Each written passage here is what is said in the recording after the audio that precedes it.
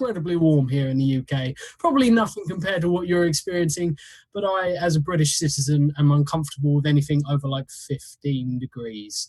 So, This temperature should be illegal unless there is an ocean in the view and a cold beer in my hand. It's just not allowed. I refute it. And we have a Mike in. How you doing, Mike? I'm doing pretty good, and I wish I could live by what Finbar said, but my state is 70% coastline, and it's still hot as balls, and I don't want it to be that hot ever. So even with the coastline, it's not pleasant. So, Mike, who are you going to be playing today, first off? I am reprising my role as Xander, the now, I believe, 19-year-old again. He is... What the hell is he called? He is a savvy head who likes to blow shit up all the time. That's about right. We couldn't retcon his age to be 17. The perfect number. And him to look a bit like Zac Efron, could we? We could not. Could we? Make him 17 again. There we go. Nope. Not doing it. I'm trying to bring in a Finbar here. But Petra, how you doing? Doing well. Thank you. What about you? I'm not so bad. I've been better. I've been worse. But, you know, it's going well. I'm excited about today's session. I'm ready to blow things up. I just can't bring a Finbar. So, Petra, who are you going to be playing today? I'll be playing Izzy, who's a brainer, so a psychic weirdo, who's in her early 20s. At least that is what she looks like. But we can't say for sure yet because she doesn't remember a whole lot about her past. Actually, nothing at all, aside from the last 7 to 8 months. Yeah. And yeah, last time she made an interesting discovery in her hidey hole, which I want to investigate a little bit further.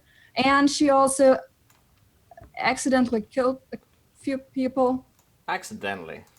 It's fine if it's an accident, right? That's how it works. I leave that up to you, to your judgment. All right then. I do have a Finbar. How's it going, Finbar? It goes well. I don't do well in warm weather either, but I'm making the best of it. I found I had left something in the fridge, so I'm just kind of occasionally holding that to my forehead, providing wonderful amounts of ventilation. Not ventilation.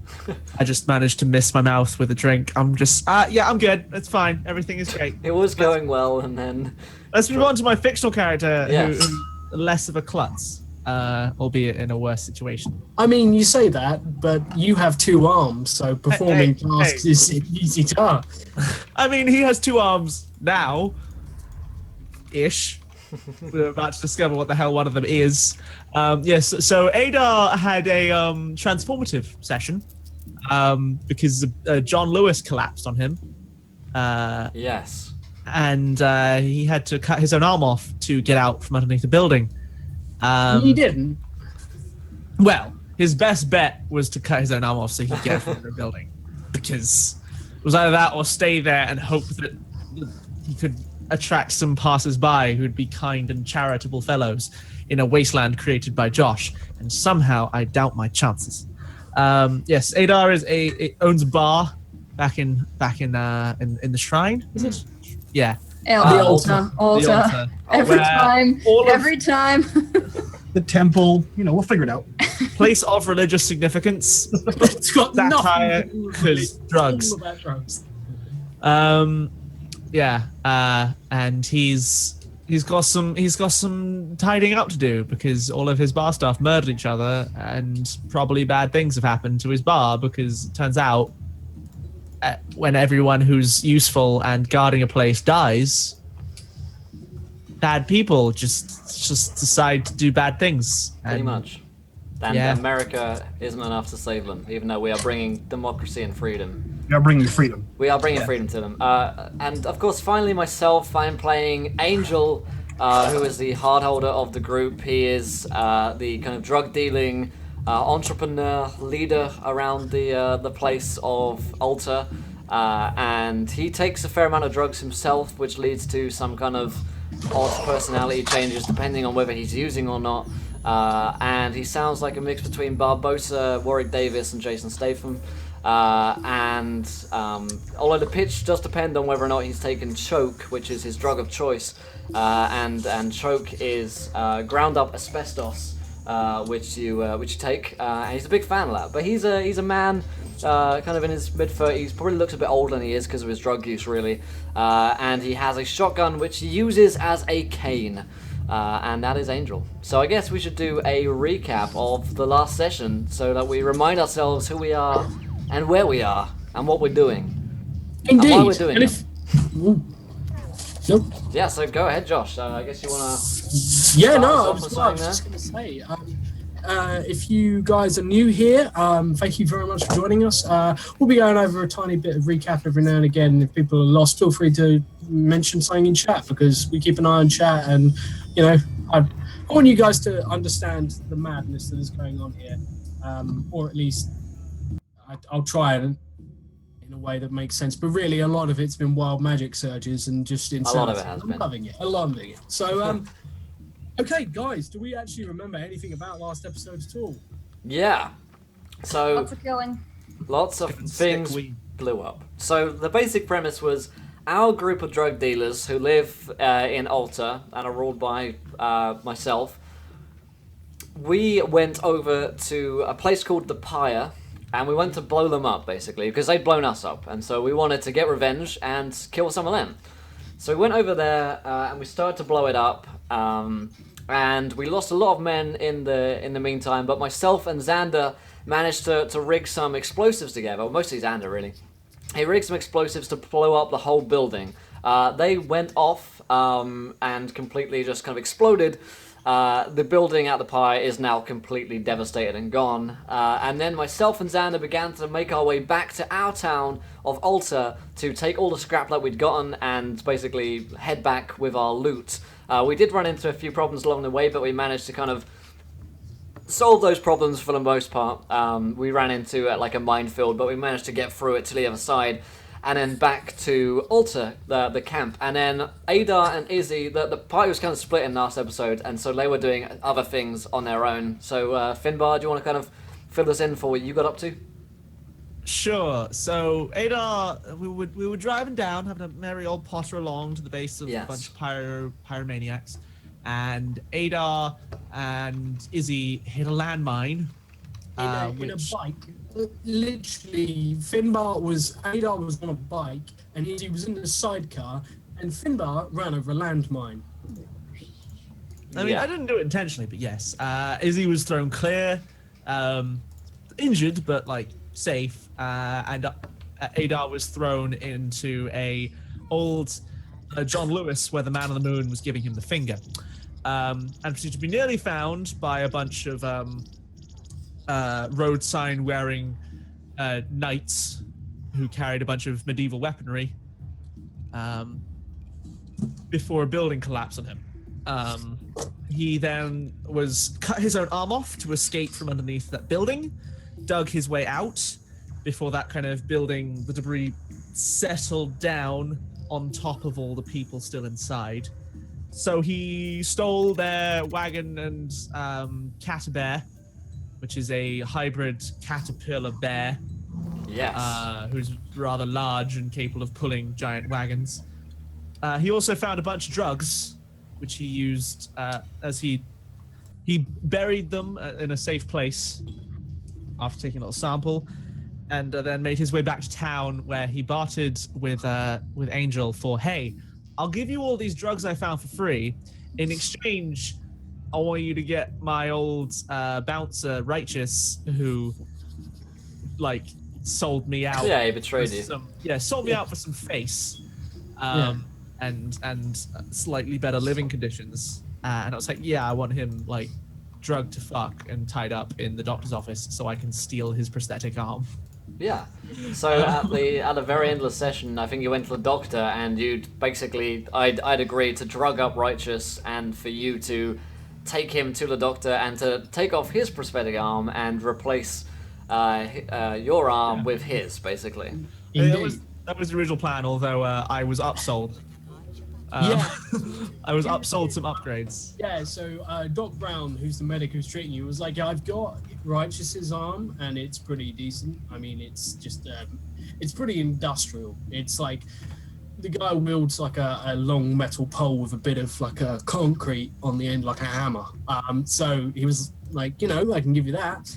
Or I can give you this really fucking experimental piece of shit that I have that I have no idea how it works, but it's really expensive. And Finn smooth talked his way into lowering the price. Has blown all of his money and some of Izzy's money as well on buying a very high-tech thing that he doesn't understand, that he has no idea how to operate, and then may or may not be currently being fused onto his body. I mean, that would also be true of Righteous's arm, to be fair. So there's also Izzy, who had an interesting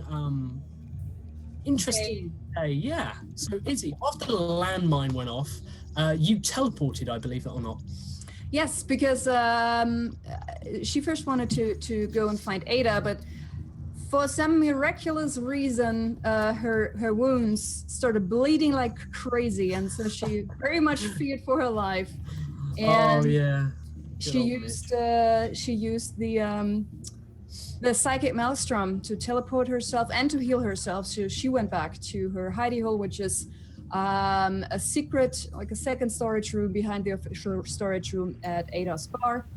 And when she woke up, she found the very interesting message, I see you too, written on her mattress, presumably in blood. And so she was looking around, what was going on. And aside from this lovely message, there was also a red cord fastened or sort of pinned at one side, pinned into the mattress. And it was leading... Oh no, I forgot what I meant to ask, Josh, to get a better idea of the layout of the room. Because I'm thinking like if this is the backside, she has a little corner here, and then there's like a bookcase or a shelf that's blocking the view. Resplendent and here offering. I would assume the peephole to be, and then here's a bar. Where is the panel? Is that on her? Oh my lord, can I interrupt you 1 sec there? Thanks so much to Fungineer. He donates £35 and he says, get a new mic!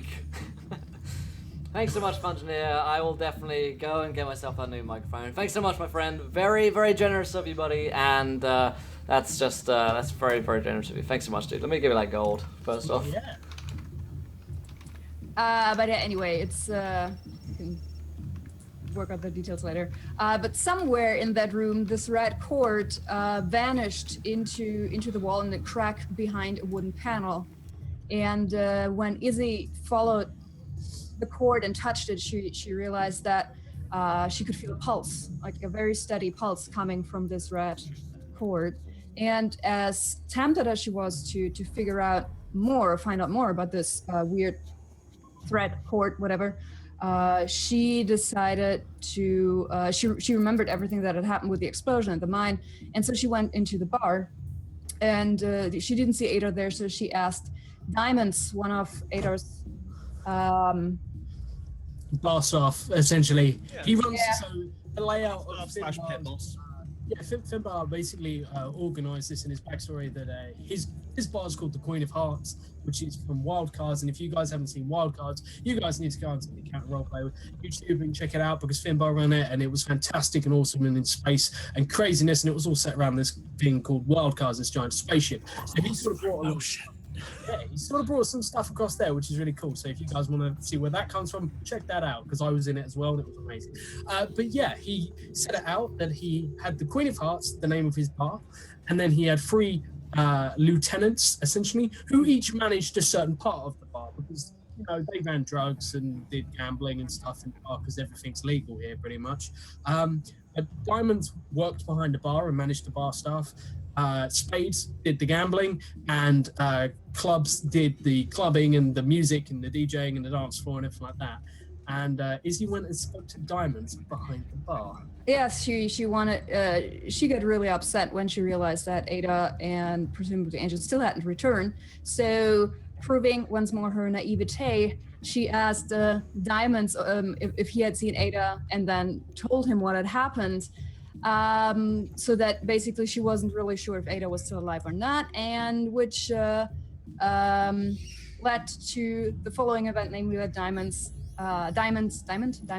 had spades and clubs killed. Yeah, so And- basically what happened was Izzy very quietly told Diamonds that that they ran over a landmine, and Diamonds, being a man who knows what a landmine does, And they were on a bike and was like, so my let's boss take is this shit all over. yeah, my boss is dead, and I can either split it between the three of us, or I can just shoot them both in the head when they're not looking. And basically, all of Diamond's sort of loyal crew shot all the others. Sorry, I can't get over Mitch's beautiful hosting. Beautiful gag. And thanks so much to Big Easy Gaming for following. Welcome, my friend, to the adventure. You're a gentleman and a scholar. Thanks for joining us today. And for all the host boys. TY. Indeed, thank you. So there was a takeover, and Izzy then decided she wasn't very keen on Diamonds violently killing all of Club's. No, because he proved himself to be a bad man, not a bad man. And so she went to one of the customers that she had met several times and planted this idea in his head, namely that why don't you go and kill Diamonds right now? And then she walked out. And just so you know, that this isn't like a hey, so you started killing Diamonds recently. This is a hey, I'm a brainer, and that means that I can mess with your mind because I have psychic abilities and I'm just really creepy. So Izzy can do lots of really nasty stuff if she comes into skin-to-skin contact with you. Read into that as much as you will. But yeah, she has a way of messing with your head. So where we ended up last time was Izzy was Izzy also killed several people. I already forgot about that. Like I mentioned Uh, earlier, and I already forgot about it. There were seven other people who were just Collateral randomly damage. killed on her way to the doctor's office. But we found ourselves with Ada laid up in Doc Brown's office, having a surgical implant going under the knife. We wound up with Izzy sort of there as well, with something else that is about to happen to Izzy, because we're going to pass a little time, because it's going to take time for people to recover, and we're going to see what people have been up to during this time, especially Xander, who wasn't present last time. Yes. We're also going to see what exactly Angel has been doing. Now he's come back to. It's the comeback. Don't call it a comeback. Don't call it a comeback. But before we dive into today's actual player session, remind you folks, if you're enjoying today's show and you want to learn more about Encounter Roleplay, be like Big Easy Gaming and hit that follow button for us and join us in our adventure. We're on our road to 5,000 folks, general folks and scholars with us. And for every follow, Josh will put that fan in his face. That's a guarantee from Josh, which I've just made for him. So if you are new, hit that follow button, join us. We're also giving away a copy of the D&D 5th edition starter set. So if you want to join in and play some D&D yourself, you can do down there. Throughout the show, we'll be working on our retweets. At 25, you guys are going to decide what happens in our game next. We'll call these viewer decisions. We get your ideas into chat, we throw them into a straw poll, and the most popular one happens. So go get those retweets rocking if we haven't done them already. But other than that, let's dive into today's show and see what happens next in Cemetery City. So hand over to you, Josh. Cool. So we're going to start off with two things. First of all, Will, for you, I need you to roll me 2d6 plus hard. Real quick, just to see what kind of situation we find ourselves in. This is a cool thing that while he's rolling this, I'll explain this to everyone. Basically, the hard holder is the mayor of the town. So at the beginning of every session, he rolls, and we see how things are in the town. So he's just rolled as high as it can physically go. So this is going to mean that if you want something, he's got excess. He's got money, things are good, things are stable. There's no one trying to murder him in the street and challenge his rule. So yeah, things are good for him at the moment. So that's good. That's a great start to the session. Double sixes. Let's keep that hype train rolling. And let's see how fast I can throw a spanner into your works. Yeah. Start off with Adar, unfortunately for Finn. Adar. Finn. Staring into the void. Totally for a second there. Hello. just gone, just entirely gone. Well, funnily enough, you're not the only one who's having a little bit of trouble at the moment because Adar is currently laying down. Clearly. No, he's laying down. And at first, it seems like maybe he's got blurry vision. Maybe there's he's just not quite feeling himself. Something's wrong. He doesn't know what it is, but he's going to become aware that he's on some sort of a gurney, some sort of bed, maybe a collapsible, maybe a stretcher, something. It's not a proper bed, and you are strapped down to it. The rest of the room is pretty gloomy, pretty dark, and apart from sort of like directly around you, you can't see much of anything. But you're in some sort of building. It almost looks like an office building, like a modern office building with those horrible garish lights in the ceiling, but none of them are on, and most of the ceiling panels have been knocked out. It doesn't look great. Good. Am I waking up with full faculties?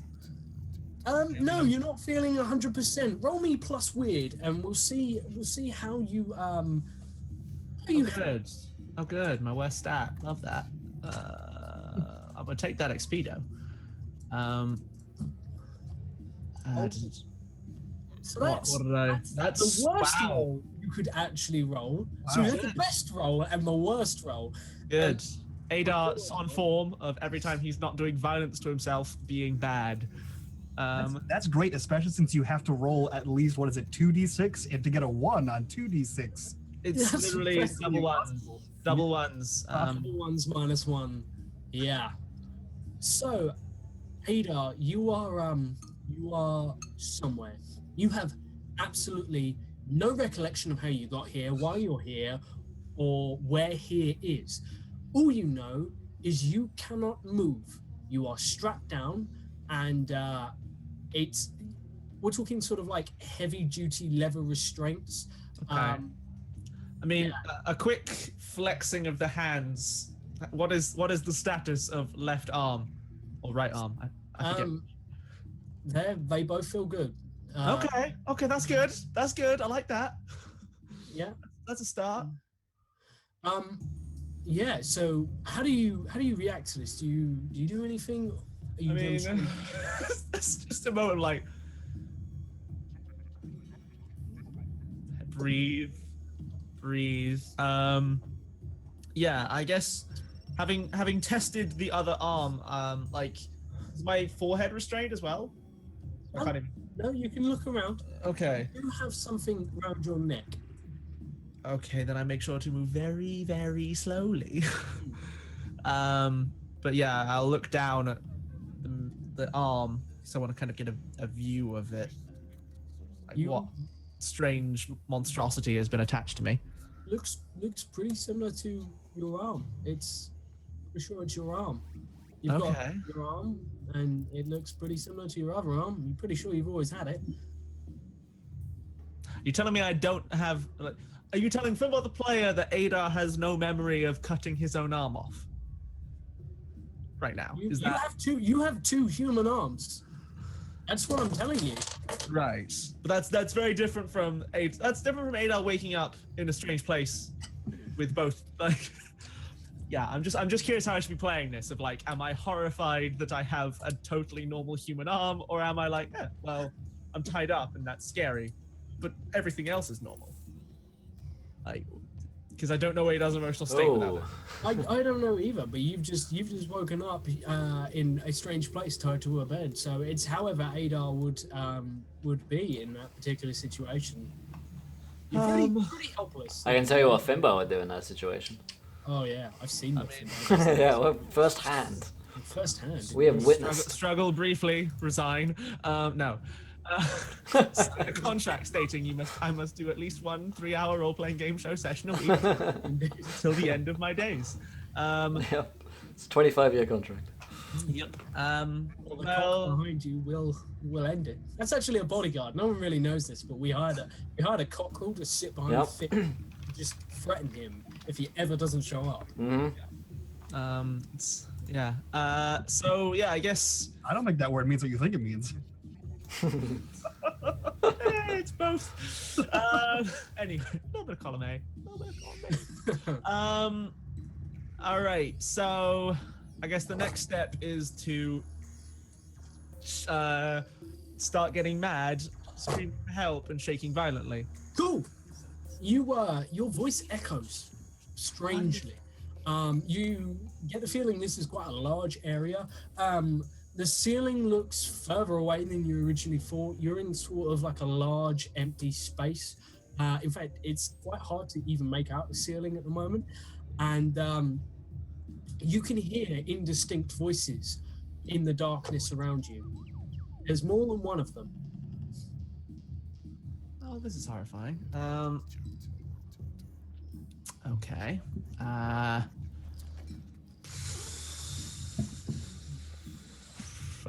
right. So yeah, for after there's violent shaking, and then yeah, Adar's gonna pause, calm his temper, and yeah, I guess the next step is attempting to like look around as much as he can, listening carefully. I would like to try and, with as much craning as I can afford, read a charged situation. Absolutely. This feels like one of those. Yeah, absolutely. Get the lay of the land. But unfortunately, I still suck at sharp. Okay, so on a 6, you can ask me one question. Oh yes. One of the written questions, or just phrase me a question, because we're a little bit off the beat. I mean, I feel like this is always the one Adar is asking. But where's my best escape route? You would imagine that it would be away from this particular area, but considering if you look in every direction, it just fades into darkness, even above you. Like, you're not even sure you can see the ceiling anymore. But you can tell that the voices are somewhere off to your left. So it's either you run towards voices or you run away from voices. That's pretty much seems your option at the moment. But the voices are getting closer. I mean, great, good, love it. Big fan of your work. Okay. I guess. I mean, unless there's some chance of like. These sound like heavy-duty restraints. I don't know whether Adar is a sufficient escape artist to try and butter himself out of them. Roll me plus hard if you wanna try. And I don't know whether I don't think that even is like a thing that, I mean, trying a bit, but all right, no, I know what Adar's gonna do. So Adar has lived with Izzy for a few months at this point. Doesn't necessarily know she's living in his like basement, but she's around a lot. And he's seen some things he can't explain. Indeed. Doesn't understand the weird, but he's seen some things he can't explain. Oh yeah, He knows at the center of them all is her. indeed. So yeah, like very carefully in his mind, Adar like closes his eyes and like very carefully constructs an image of, and like to his best ability is going to try and open his mind to the psychic maelstrom in an attempt to reach out and touch brains. And yeah, I think Reach out and touch brains. there we go. You got what I was going for. So yeah, that's my that's Adar's plan. So yeah, I think like on the back of his eyelids, he's very carefully reconstructing Izzy's face from memory. Cool. And I mean, he lives in a place where psychic radio waves just hover in the air. This is entirely true. So roll me plus weird. I believe you mean minus weird. Yeah, I do. So this is Oh, that partial success. okay. Cool. Give it to me. Okay, so Nailed it. I'm gonna cut to. No, I'm right. Okay, so you're gonna get sort of like a link to Petra. You know she's close. She's close by. You don't know where exactly, but you are aware that sort of she's in the vicinity, and you feel like she's coming for you.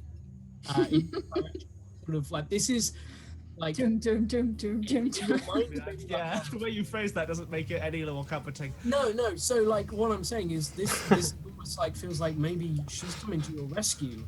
Okay. You get a sense of relief from this, but unfortunately for you, there are also voices getting closer, and you're going to hear a strangely distorted voice that will say, "Just from behind your head, I can get you out of here." Well, I don't really have time to. I don't have time to argue. How? After that, who are you? But first, how?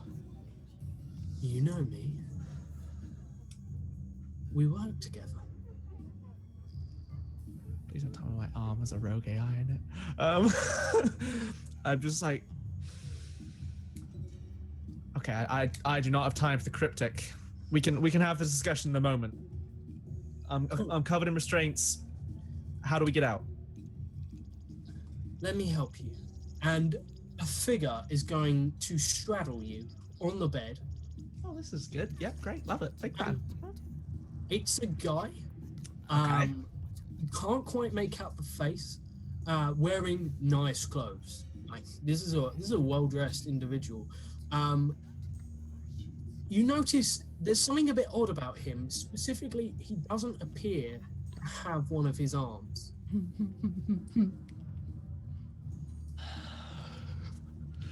Oh, Josh, buddy. Josh, am I looking at Adar? Adar's face appears in front of you as you stare back at yourself, smiling. Good. Great. And he says, "You know, there's only one way out." And from behind him, he draws your knife, leans down onto you, and slowly starts to push it into your shoulder. And you're going to experience the pain of having your arm cut off. As we're going to cut now to Izzy, who's standing over a very unwell Adar, who's currently got a high fever, is drugged up beyond all belief, and is recovering from surgery because he's a dickhead who got his arm cut off. But Adar is tripping like hell. And also, on a partial success, you got a burst of fever dream. Oh yeah, you sort of get a glimpse of what he's going through at the moment. Something with literally it's a fight for himself. Like he is actually fighting himself. Adar, buddy. Yeah. when you're half crushed by a building, maybe if you're gonna remove your arm, use some sort of antiseptic. Yes, because I just carry around. I'm just saying, next time you want to perform amateur surgery, or then maybe consequences to that. So yeah, you are not in a good state. And it was either die of crush syndrome or do the best I could and get to a doctor. Indeed. So we're gonna pick up with the party and see where they are. Adar is currently recovering from some really heavy duty surgery from Doc Brown. He's not alone. There are other people in this ward. There is a specific area of the ward that has been sort of sectioned off. It's essentially a shipping container that has been brought in, and it has like reinforced bars pushing against it. It looks like something you'd put a bear in or something. So yeah, there's that just popped up one day when you came in. Was there. But Izzy, you've been back for about 3 days. We're going to do a quick thing of what have you guys been up to, and then we're going to give you some time to do some other stuff. We're going to have a week pass before we get this session kicked off into its entirety. So Izzy, apart from checking up on Adar, who's very, very unwell and was pretty touch and go for a while, what have you been doing? Well, while she's waiting for Ada to wake up and checking in on him here and there, she would have gone back to her hiding hole, seeing how she can't really do a whole lot for Ada right now, aside from sitting there and maybe putting a cold towel or something on his forehead and things like that, and poking him to see if he will wake up. So she would return to her hidey hole through the vent tunnel thingy. I forgot to look up the word that I meant to use. Anyway, to sort of finally find out what the heck is going on with this. I'm so tempted to call it a birth court. Since it's weird, Yeah. umbilical. Yeah, okay.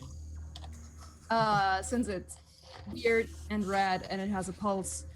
And so she already saw, like I said, that it, on the other end, it vanishes inside the wall through a crack and sort of behind a wooden panel. And she would go and find something.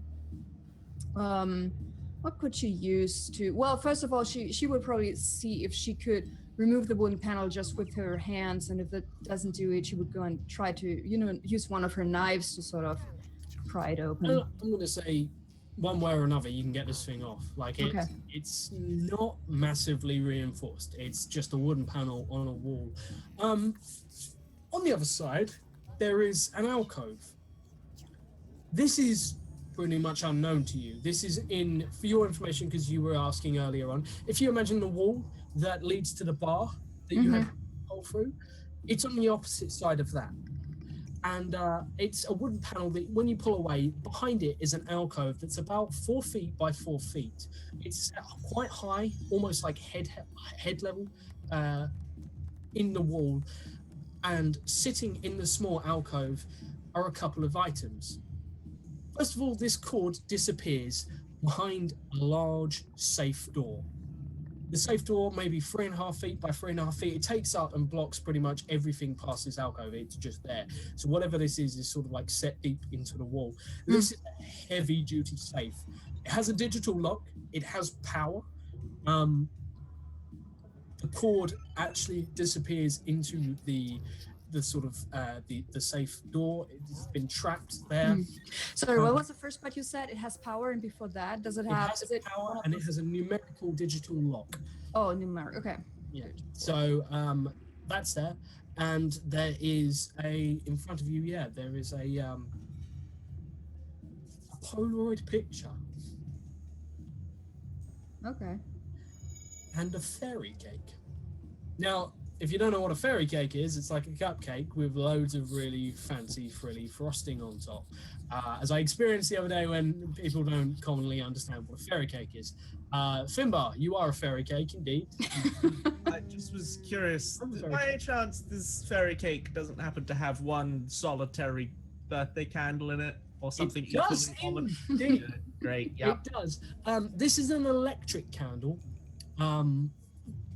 It's actually E-candle. No, you know what? It's not. It's just basically a white stick that's been put in, probably like chalk or something, and it just has a small sliver of gold and orange sort of reflective material that catches the light, and it's cut out to look like a flame that's stuck in the top, and that's just sat there in front of a Polaroid picture of Izzy. Shake it.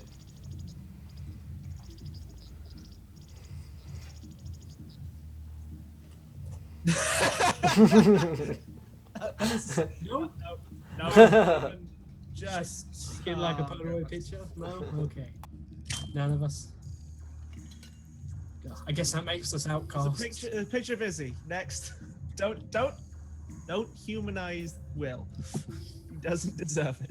Indeed, no, I won't. God damn it, Josh. Oh, come on, that was beautiful. That makes us all outcast. Get out.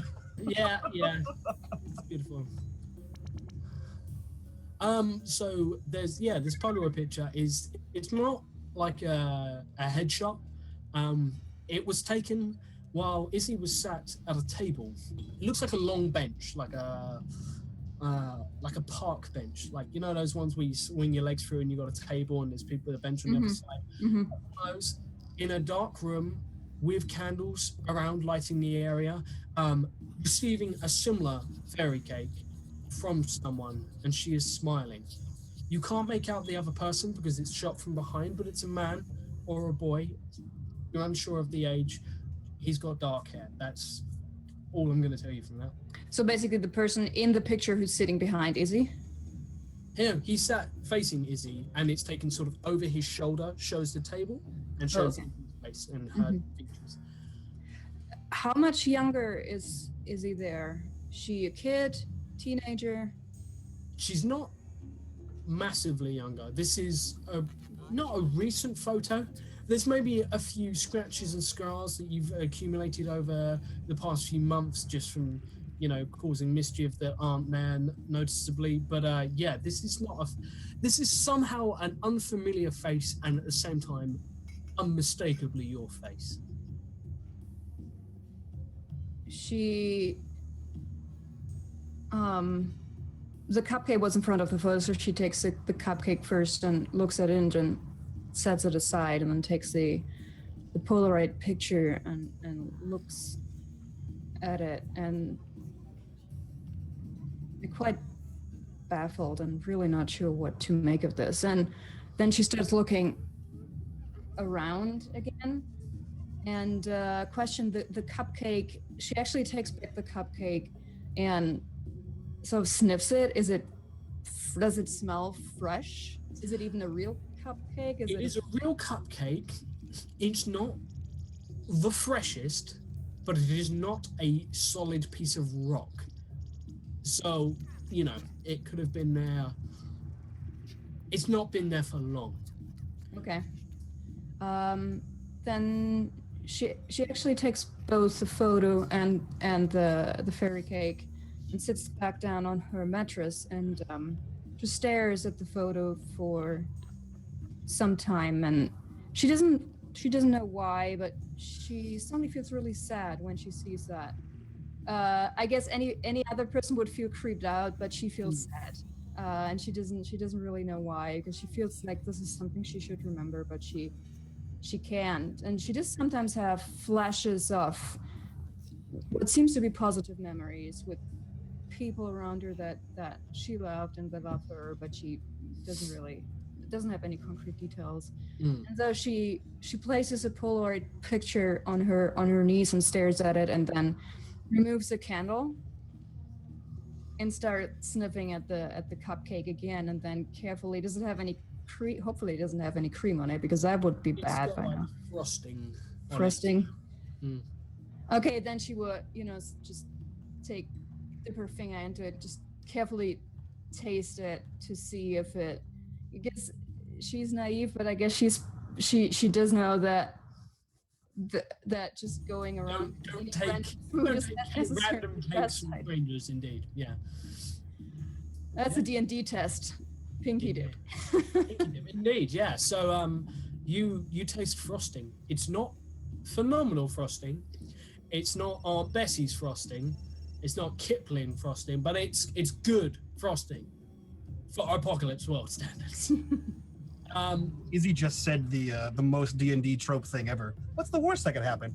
Indeed. Yeah. I eat the cupcake. Okay. Roll me 1d10 fasten. No. So, upon examining the Polaroid picture, which you sort of said you'll do, you will notice that there is writing on the back. On the back. So I turn it around. It says, "It's your birthday." It's written quite, not flamboyantly, but it's very neat handwriting. It's written in red ink.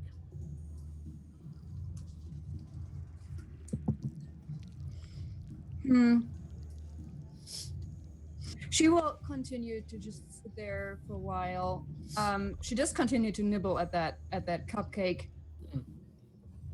Slowly, probably taking some breaks in between to see if anything happens, if she starts feeling sleepy Take or 5,000 diabetes damage as you've never had. I mean, the question is, as a brainer, would she even recognize it? She probably has a lot of visions and stuff like that, so she wouldn't even recognize she'd been drugged or something like that. Well, drugs, she doesn't do drugs because it messes with her connection to the maelstrom. Indeed, yeah, absolutely. I mean, you wouldn't want why would you use drugs for a psychedelic trip when every time you open your brain to the maelstrom, you could have a psychedelic trip of your own? It's the real deal. Indeed. And These drug users, they're just amateurs.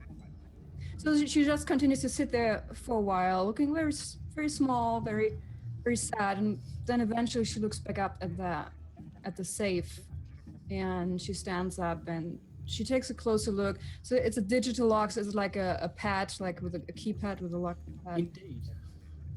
And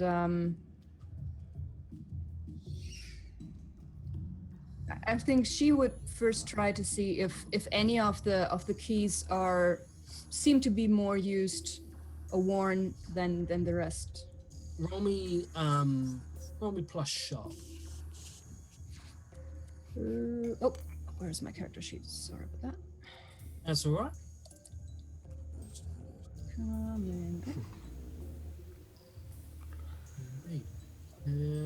On a 9, I'm going to tell you that this safe seems relatively new or well maintained. It's hard to tell. It's one or the other. There's no particular wear. It's got sort of rubber keys on it, but none of them have the paint hasn't worn off any specific ones. There's no sort of alphabet underneath. It's not like a keypad with like ABC underneath 2 and then the rest under the rest. It's nothing like that. There is a star key and a hash key, but apart from that, it's just a very plain, simple thing. It does have a display. Is it does it indicate how many numbers she would need? How long the? You could try it. Sure. Yeah, she's probably standing there. Just hammers 1 until it fills up, and it's just there's that many. And she's doing 1, 2, 3, and then see where it stops. If you go 1, 2, 3, you press 7, nothing comes up. 6 was the last thing that was displayed. It's a 6-digit lock. Okay. Huh. I, the player, have an idea, but I can't get Izzy there that fast. I don't think that she... I mean, I can be wrong as well. So that is... So the next thing... the next thing she would do is start searching through her hidey hole again for any other clues. She would turn around her mattress, remove the sheets, if she even has the sheets on there. I hope. I like to think she has sheets. So otherwise, a bloody message would be right on the mattress. So you should turn around the mattress, turn around the pillow, and just give the room a thorough search again. Also in the area where she's not, where she doesn't have her things, just in the other half of the room.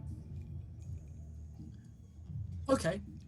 Roll me plus sharp, and we'll see what you can ascertain. And I think we'll see how they go.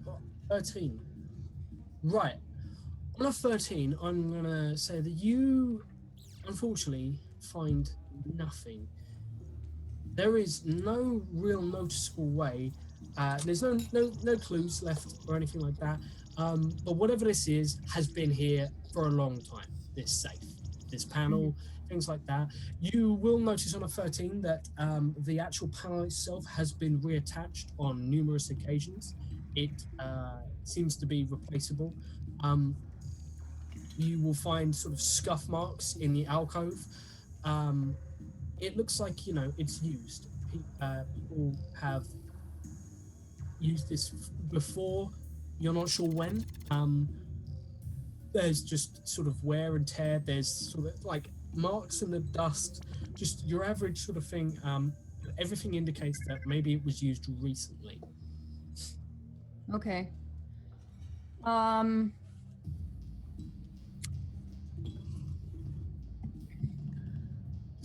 I would say when she can't find anything,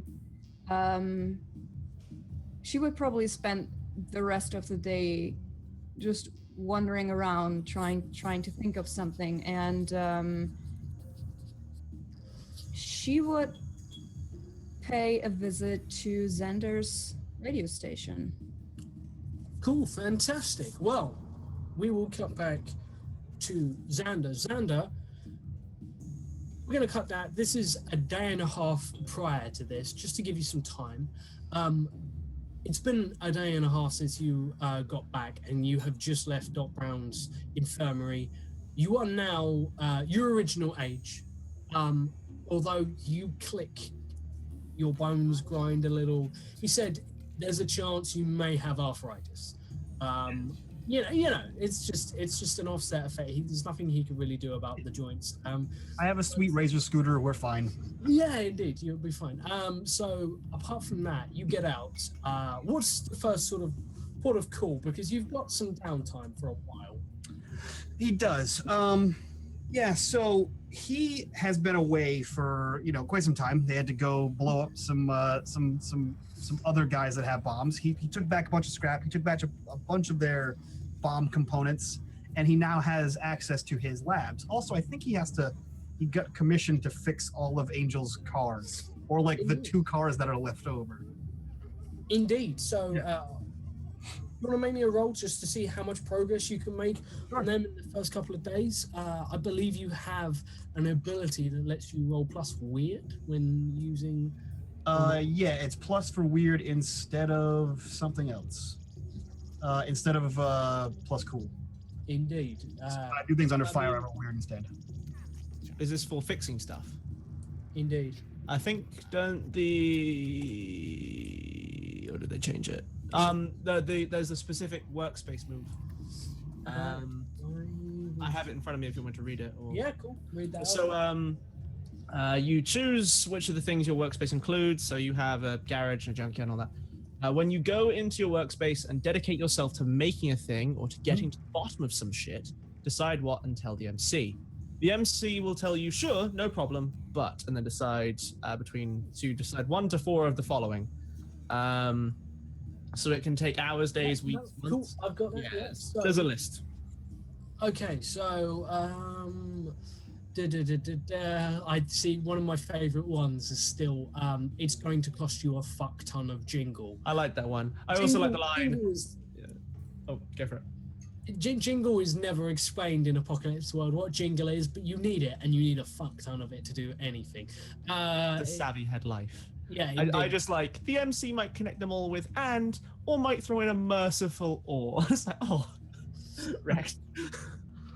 Yeah, so I'm going to say you're going to have to sacrifice one of these vehicles and work on the others, and it's going to take a little bit of time. It's probably going to take you the best part of the week to get them up and going, but you're pretty sure you can make some improvements on these because, you witnessed them taking a lot of fire firsthand, and you're a man who knows about explosives. I'm going to say... Shucks, you mean I have to cannibalize a whole vehicle to repair the other ones and then keep the rest of the scrap for myself? Oh nuts. Yeah, I'm going to say you can net yourself some scrap in there. But things are going pretty well. If you need anything, there's a chance Angel will be able to provide it for you. We'll cut quickly to Angel. Angel, you have sort of arrived back. Adar's immediately gone into the surgery and everything like that. Yes. I do believe you were going to get Righteous very, very nice and high and drugged up. That was the plan. Yeah, the plan is to get Righteous high as possible, and I've got new drugs with which to do it as well. Indeed. Roll plus weird, and we'll ascertain what exactly it is that you can sort of figure out about these new drugs, as Righteous is pretty much willing to just party hard. That's a miss from me. It's a miss on a 6. Okay, so on a 6, we're going to say that they take effect.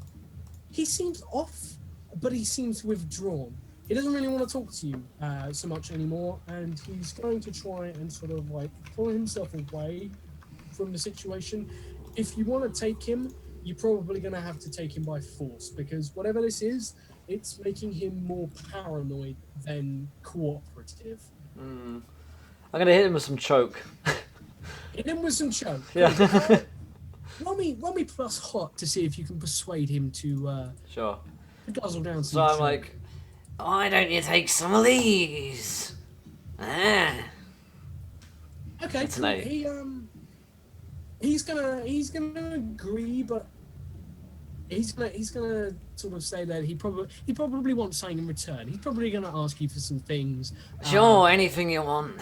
Considering you're planning on Killing this man. yeah, killing this. I promise he's him the like, world. I'd like a new hammer, and I'd like my own vehicle. I've got some ideas for this, you know. Oh, plenty of ideas, yeah. I've got a jacuzzi, this, and you're like, yeah. Great. He takes the choke. Your boys apprehend him. How violently do you apprehend him? Big fella. Nah. I was planning on more kind of like leading him out rather than necessarily like apprehending him, I guess, in the Yeah, club. no. Okay.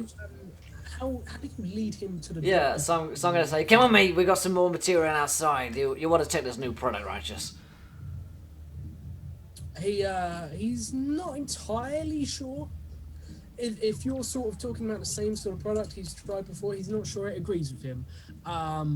I say maybe I'll ask persuade. Roll me another plus hot. Is- and we'll see if we can- Is Righteous pulling a whitey? 7. On a 7, he looks like he might go either way. Give me a last little bit of persuasion to see if you can. Yeah, so I see that he's wavering, Yeah. and I say, I'm gonna say like you're like round the corner from the infirmary. You've got Yeah. him pretty close. but yeah, he's- so I'm gonna say, I tell you what, I've got some. Yeah, you're talking about a new hammer. I got some new material in from the pyre. Some of the stuff that we nabbed, and it's pretty strong stuff. Do you want to come take a look at it now? We could go see if we can actually make your hammer now. I've got a great smith. We could get it turned into it right now. Actually, come on. And I like. He pauses. He says, "You got a flamethrower, didn't you?" I turn to him and say, are you thinking what I'm thinking? I'm thinking I need a flamethrower hammer. That was exactly my thoughts. Come with me. And I lead him into the infirmary He to goes brutally straight murder him. behind. You Now see, I'm kind of hyped. I'm like, damn, I really actually won that flamethrower hammer. Mate, if that's what you want to do with it, you have a savvy head in true. town who works for you. So yeah, there's a you see Doc Brown like erecting. He's essentially like bolting stuff into the floor with like a heavy duty rivet gun, like an industrial grade one. He's involving reinforcements around this weird sort of. It looks almost like a shipping container. Right. And that's about the last thing Righteous sees before he ends up in said shipping container. Yeah. Um, I think it's in there somewhere, that hammer. yeah, he's like, no, mate. Have a rifle around. Dangerous thing. And he walks in and is locked in and immediately gassed unconscious by the maniacal Doc Brown. Yeah. GG's. Indeed. So upon leaving the infirmary, you do have some new product. You don't have as much of it as you did have, and you only have a taster. This is true. But we're gonna give you a choice. You can spend some time doing some stuff around town, be it reinforcements, or like building, like going through your scrap, seeing if you can get anything cool out of it, or you can focus more on the drugs. If you don't want to do one, you can assign NPCs to do the other because you have a gang. But I will be in charge of who does what and how successful it is. So, you want to take the risk on and roll for? I'm gonna go with the second option. I'm gonna leave. You want to focus on the drugs? I'm gonna focus on the drugs myself. Yeah. I mean, he's an addict / businessman. Indeed. So Yeah, no, indeed. Okay, roll me plus weird, and we'll see what it is you can ascertain. worst of this weird is 7. 7. Okay. I think I rolled that. Did I roll? Yeah, no, that's comfort. It's just the same as the last roll. You did, Yeah, right. Okay. You're gonna ascertain that this is a highly powerful depressant. You need more of it, but whatever you can make some very, very good stuff out of this. This is potent as. Luckily, you know someone who has more of this. Unfortunately, you don't know where he. Well, you do know where he is. He's just not. Yeah. Not exactly. Adel Rose Well. is not open for business right now. Yeah. Later. I Wow. will say one other thing. You're going to hear some pretty bad news about the Queen of Hearts. Oh. Apparently, there was a shootout. It is your jurisdiction. It's, is this the sort of place where you let people settle their own differences as long as they don't step on your toes? Pretty much. Yeah, cool. Okay. You hear there was a shootout. You hear there is no longer a shootout. People died, but it's not a running fucking skirmish that's shooting it. I'm happy with it. I'm happy with it. You know, Yeah, the weak die, the good survive. In my mind. Absolutely. Okay, so we're going to cut back to Xander. Xander, you are you've been working on some of the vehicles. You've got an entire car. It's probably one of the slightly larger ones, just taken into pieces around you. You've nabbed some pretty nice scraps, some pretty decent condition metal, and engine components and bits and pieces that weren't needed. And it's now just a sort of like a, how do I fit all of the stuff that I don't really want for me onto these two vehicles? And as you're sort of like sizing these up, Izzy is going to arrive at your workstation. Do you have an open doors policy, or? Yeah, there are locked doors in the radio station. Man of mystery. Yeah, there is precisely one locked door in the entirety of the Ooh, one locked door. But yeah, everything else just are going to come pouring out of that. Yeah. The reason is not so much that he chose to have an open door policy. It's just that there's not much for doors or windows, as there are giant gaping explosion holes in the sides of the building. So you can kind of just come and go freely on the first floor as long as you want. Are you in the city, like in the main? Because the city itself is essentially one really hecka large building. Or are you? He lives on the river. There's like a radio station near the river, because he uses that as an excuse to help collect the runoff from Angel's little factory of fun. You basically collect radioactive material, but it's not radioactive. It's just fucking potent explosive. Yeah, leftover drug residue. Yeah, exactly. Because it explodes, and what's more fun than explosions? Methane. Yeah, I'll bottle that. Yeah. What does a place for smell? What's better than a regular explosion? A meth explosion. Exactly. So you will arrive to find a building that has more holes in it than Swiss cheese, and essentially lots and lots of, there's like a scrapyard out back. It's right next to the river. It's not like within the main compound sort of area, but it's in sort of like the city walls. It's just not in the main building. It's like a one-story like old school TV radio station. So there's like a TV, like a big ass radio antenna on top of it.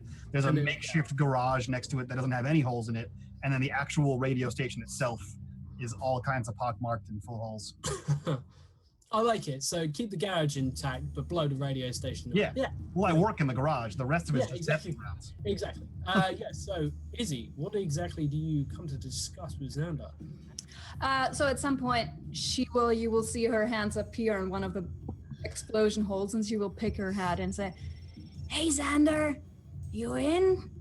And you can just hear from like underneath one of the cars. Is that Izzy? Yes? Are you being weird? I'm me? All right, you can come in. Okay. And she comes in, and she tries to, where are you? You can see him like roll out on one of those, I forget what the hell those are called. It looks like a stretcher with wheels, and he rolls out from underneath one of the Just cars. a skateboard.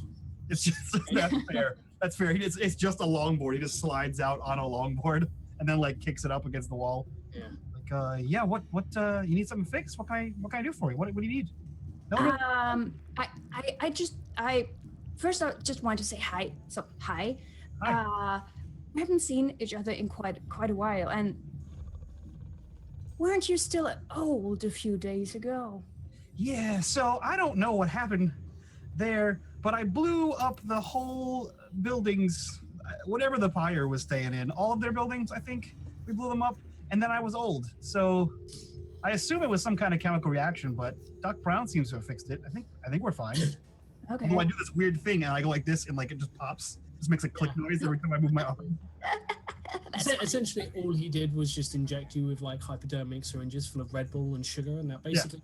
That's how you turn from 19. That is how you become The elixir of youth. That's how you go from 75 to 19. And so instead of directly answering his question, she's still just looking around. She doesn't touch anything.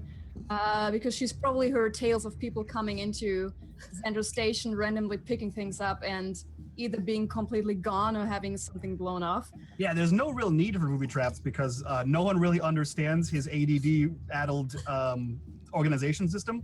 So it could be an explosive, or it could just be a piece of metal. You don't really know. It's a But grab she still looks around, really interested. Like I said, she thinks it's really like she doesn't understand any of it, but she thinks it's hella cool. And so she's just looking around and sort of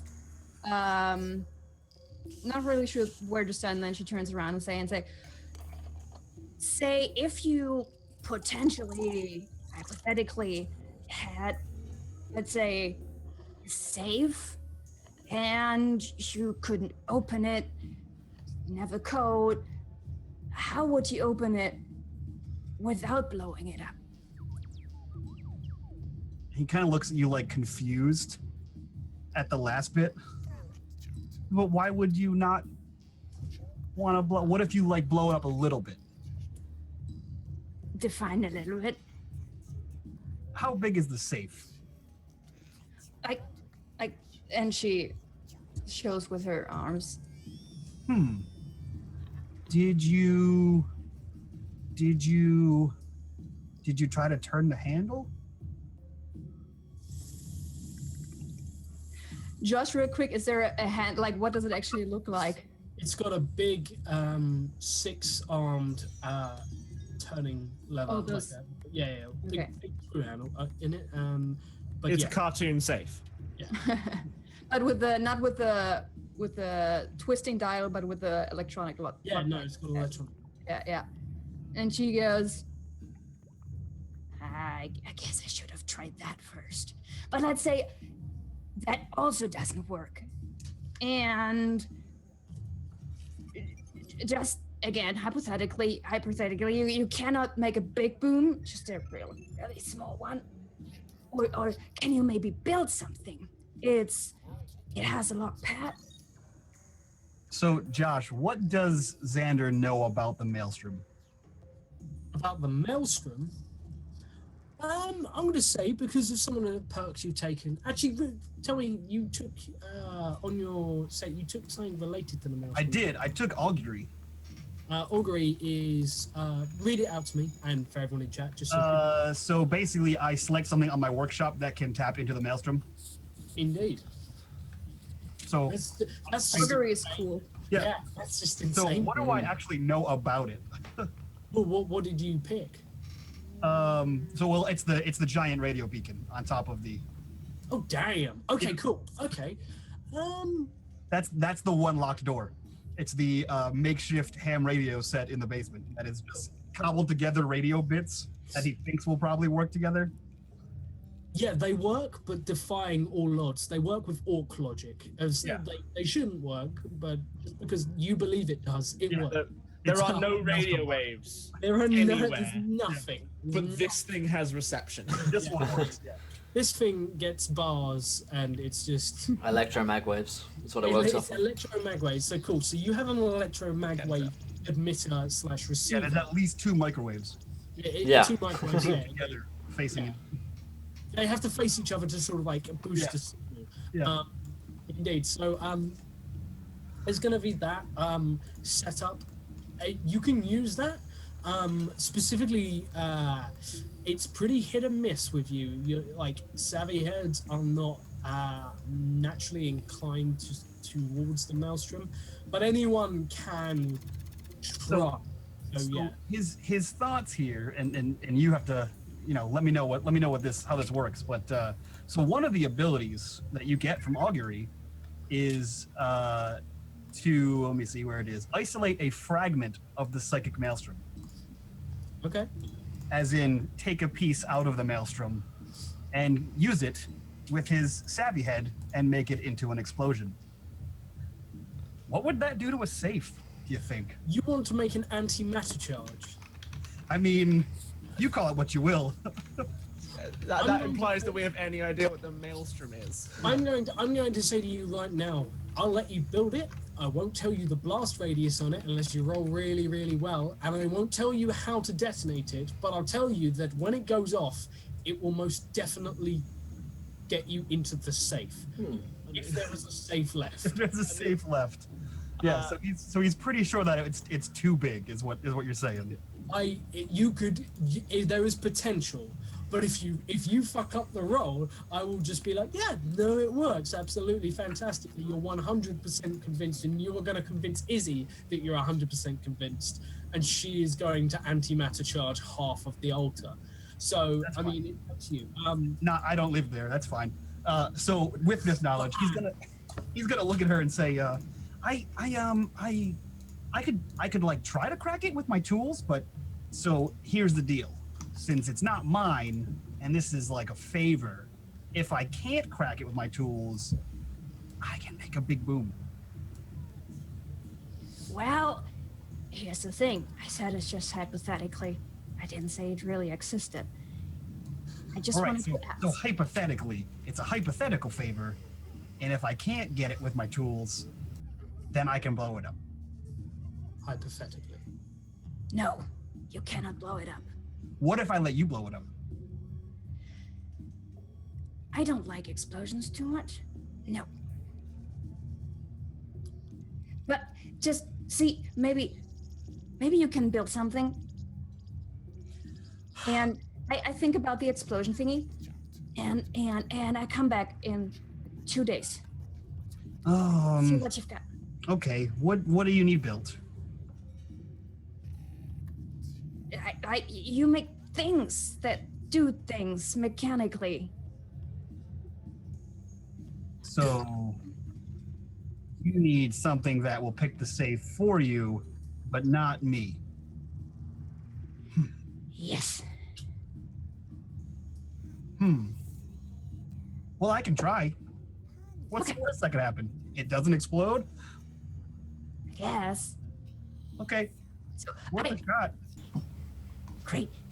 I come back in 2 days. Okay, so I'll make both. I'll make your thing and I'll make the explosion. And then we'll see how it goes. That sounds fantastic. Yes. Alright, so as that scene ends, I remind you focusing us on the hour just a moment ago. If you are new to Encounter Roleplay and you're enjoying our Cemetery City here today, hit that follow button, show your appreciation of the show, and join us in our adventure today. Also, let's check those retweets. At 25, we're going to have a viewer decision where you guys are going to decide what happens next. We're already halfway there, so let's get to it. Talreset asks, what are our classes? We're in Apocalypse World right now. I'm playing a hard holder. Finbar's playing a... What are you playing, Finbar? He's muted. Sorry, I Maestro put my D. drink down. I am playing a Maestro D, which is a sort of this one is a bartender / casino owner. They're generally procurers of fine goods, although currently I'm a character going full anime. I lost an arm in a gruesome accident. I'm having it replaced with a robot one. I'm having my weird, freak out dream from which I shall emerge a more wholesome person, having united two halves of my psyche. It's gonna be great. And then I'm gonna go to a bloody streak. Petra is playing... Who are you playing, Petra? What's your class for today? Come in. What's your class for today? A brainer. A brainer, and Mike is playing... I am playing a savvy head. a savvy head. So there you go, Tara. So hopefully that helped out. If you are new, hit that follow button, join us. We're also giving away a copy of the D&D 5th edition starter set. We're playing Apocalypse World today, so pardon the confusion. But other than that, let's dive back into Cemetery City. Cool. Petra, just to let you know, there is actually a way of getting in without cracking it. I know, Yeah, but no. There is it. But There is you it. can also crack it. It's Shut up, Josh. I- Don't ruin this. no, I'm not. I just didn't like. Let me just add another scene with Izzy for the next day, because then I would actually like to test out my idea, idea as a player that I have. And thanks so much to Tal Rosette for following. Welcome to the adventure, my friend. You're a gentleman and a scholar. Indeed. Thank you very much for joining. And you join us just as we're going to see sort of how the party has spent their time. So, Will, you've spent your time developing this drug. You need more of it, but you're pretty sure the last sort of batch you cook up with what you have left, do you try it yourself or do you give it to someone else?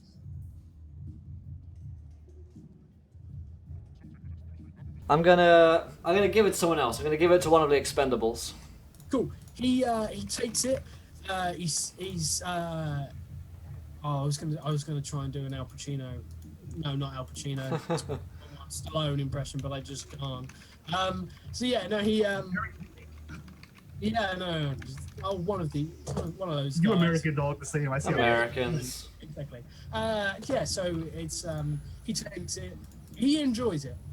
He's definitely paranoid, but this is makes him feel good. Mellows him entirely out. He also he seems to be reacting to things very quickly, very sharp. Okay. His movements are very slow, so it's like mentally he's there, he's sharp, he's focused, he's on the ball, but at the same time he's just sluggish and clumsy. So it's like a muscle depressant, but a mind, no mind altering. Okay. It's Literally, potential. his, like senses have been accelerated, but that's it. Yeah. Yeah. So Like the basically, rest of him is running at normal speed. he's moving so damn He's taking fast speed. in his brain that his body is just like sluggishly trying to keep So- up. so and we've got like a Fallout style speed, which he's basically taking. yeah, it's pretty. Okay. It's pretty interesting. Yeah, I'll study the the effects of this. I'll probably like poke him with different things. I'll like throw him into different environments. I'll ask him to like swim and stuff like that in the lake nearby. I'll Yeah. experiment on this dude. Okay, cool. He drowns. But Yeah, that's okay. You get the feeling that it's a good drug. So like, you learn something from that, but you straight up, this guy drowns. Yeah, he drowns. All right, next one. It's my line of willing drug Yeah. addicts step up to the mark.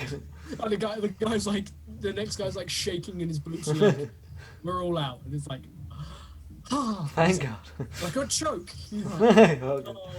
oh god. You just choke him with ground up asbestos and he dies.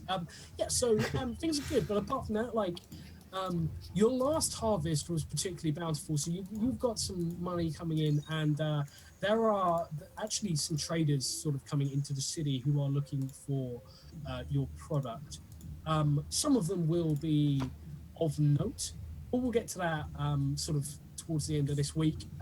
We've got Finbar, Adar, you are just about going to be coming out of sort of like essentially what has been like a feverish coma, as Doc Brown just pumps you full of stuff that you really don't want to be pumped full of.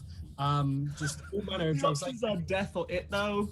yeah, I think legitimately you might wake up and find like loads of injection marks where he's just like used you as a guinea pig to like dye your skin in places, and just you know, he was there.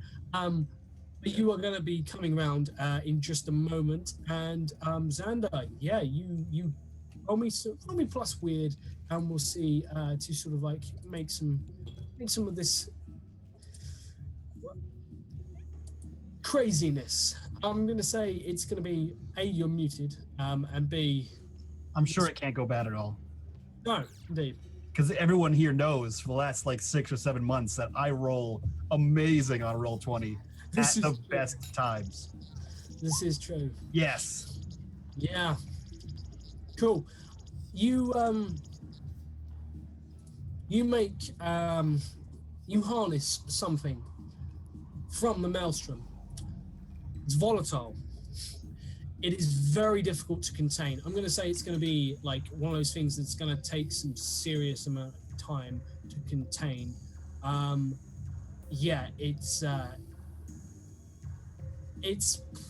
probably going to require you to either give up entirely on the vehicles, or you're going to either have to focus on containing this and keeping it here, otherwise it's going to slip through your fingers, the vehicles, or the thing to drill the safe, or like pick the safe, or control demo the safe, however you want to do that. But you've got to choose. You can have on a 6. I'm going to say you can drop 1, do an okay job on 1, a piss poor job on the other, and drop 1. So it's like shag, marry, kill, but with an explosive, a car, monstrosity, Frankenstein machine, and a safe cracking device. Shag, marry, kill. He says to Mike, who may or may not have frozen entirely. Mike, you there, buddy? No? Nope. No? There Yes. he is. Sorry, my connection to the Maelstrom got so strong that it crashed my internet. Indeed, yeah, no. So basically, we're playing Shag, Marry, Kill with, you've got a monstrosity Frankenstein car, or 2 specifically, that you can build. Angel, which Angel has asked you to do, and you can build these 2 cars up. You can build some sort of device to crack the safe, be it drill, controlled demo, or like advanced picking, something like that. And you have this incredibly volatile something that you've managed to pull out of the Maelstrom. You can do 2 of the 3 things. You're going to have to give up 1 entirely, and do a good-ish job on 1 and a piss poor job on the other. Shag, marry, kill. I mean, this is like, I think everyone knows what's going to Demo happen. vehicle. I mean, Angel's not going anywhere. The cars are going to be just fine. So we'll leave those cars for later. And he's going to do a decent job on whatever this explosive could be, because that's cool, and he wants to see Maelstrom explosions. Basically, he used this ancient ham radio, opened like a Bioshock 2 style window into something, grabbed something, pulled it back, closed the window, and was like, I want to make that blow up. And so he does a piss poor job on the lockpicks, Indeed. the electronic lockpicks. Okay, so you're building an electronic sort of safe cracking device to Yeah, crack that's gonna be the shitty one, and the decent job is gonna be on a Maelstrom explosive. Okay, cool. Right. As we do that, Petra, you'll be coming back to visit Xander any moment now, but we're gonna have Adolf. Oh, Actually, I would like to do something else before doing Sure. that, if that's okay. Since she Yeah, said that's she come back in 2 days or so. so a day later, you are going to. I'm going to. She's back in her hidey hole, sitting around, once more looking at the photo and turning it back to look at the "It's Your Birthday," and she gets up. In the meantime, she also, I guess, the first thing when she came back from Xander is actually try and pull, just to see if there's a small chance if that thing isn't already open. It opens and the world and the plot is behind it, and you see all the twists and turns and the surprise, like backstabbing and the inevitable love plot, the triangle that appears, and you see it all. And on the inside it says "Fourth Wall," huh? Yeah, indeed. And you open it, and behind it, you look out, you see people sat at computers staring at you, and you just slowly close it. You weren't ready. That was to see weird. it. Indeed. Whoa. I was not ready for that. And you close the door and chat. But unfortunately, the actual safe door itself, that's an entirely different thing you open. Okay. Try the safe door. The safe door is locked tight. Okay. So what she actually does at that day is she gets up and she enters the date of 2 days ago. So when she found everything with the photo and the candle. So basically, 2 digits for each for the day, for the month, and then the last 2 numbers for the year. Whatever that is. I have no idea. Cool. You were the only person who could possibly have really known it, because you're probably the only person who collects calendars. So you basically punch in the day before yesterday's date. Mm-hmm. Basically, yeah. When she opened the panel and found the picture and the cupcake. Yeah, that day. Cool. You type it in. It comes up saying access denied, unfortunately. Okay. Then she will try the day when she actually found the cord. So the day when the explosion happened, the day when the whole thing was going on, when they got blown up and she returned, and that is, she woke up and found the message in the cord. So she will use that day. What's it like? How far advanced? Like 4 days ago? 5? The day of the explosion, basically the day of the last session. That was like probably 3 days prior, maybe 4 days prior now. Okay. Yeah. So you're going to punch that in. Unfortunately, that is not the code. And I promise you there is a code. No, I know. Yeah. And then she looks back at the photo and reading again, it's your birthday. And she looks really sad and she says, I don't know my birthday. And then she goes to the calendar that she has hanging there and she takes it off and she just starts at the front and starts flipping through the calendar to see if she finds anything interesting there. You're looking for sort of an association with a day, a bond with sort of something to trigger your memories. Yes, because she is wondering if that isn't actually a clue, if the code is her birthday, but she can't remember when her birthday is. She doesn't know that. So she's sifting through the character, hoping that maybe whoever planted that safe there and everything else may or may not have left a clue. Indeed. Well, I'm going to make you roll plus weird. It's going to be a difficult one, but it's,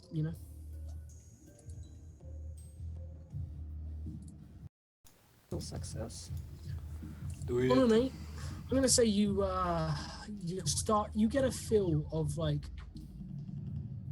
you're pretty sure you're on something. Josh is dying. Uh-oh. He's becoming okay. You're back. You cut out there for a moment, so I didn't catch. Do your sentence again.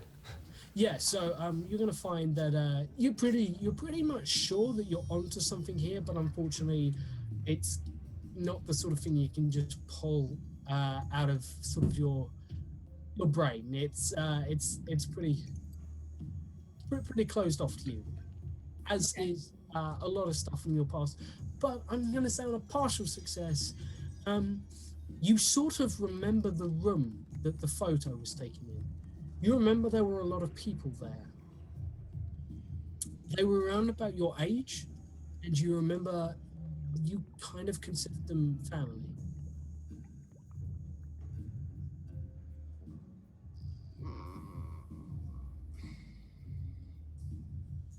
Uh-oh, that doesn't help me. It doesn't give me a location.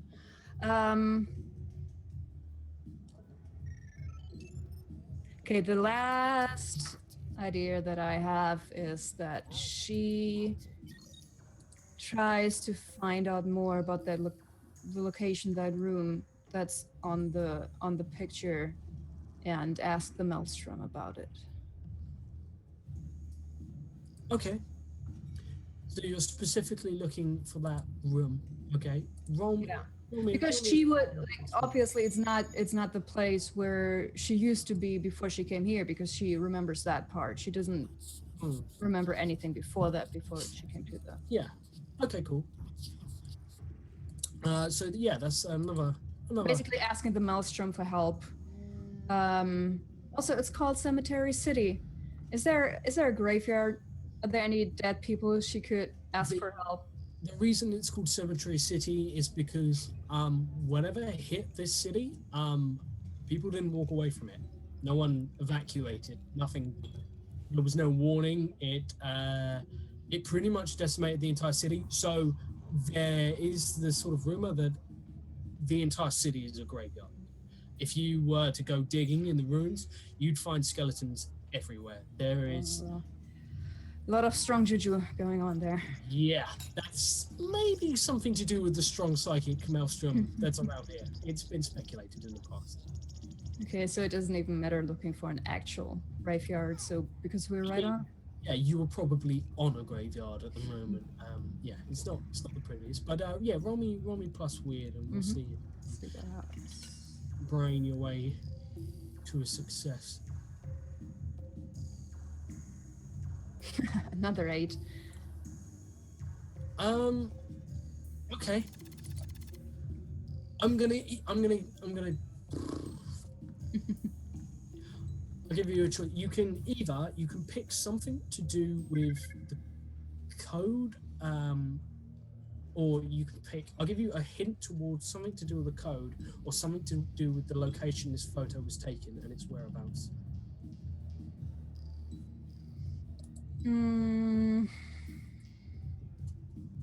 The code. Cool. You remember specifically that it was warm when it was your birthday. You remember jokes about something called spring and summer. Some vague notion of like there used to be a reasonable climate shift, and there was vaguely predictable weather patterns that sort of rotated per annual. And at first, maybe it's a name that springs to mind. You're thinking you sort of remember someone that was there somehow, but you realize no, you're not thinking of like someone in the room. You're thinking of a month. It just happens to share a name with like people. That's April, because you were born in April.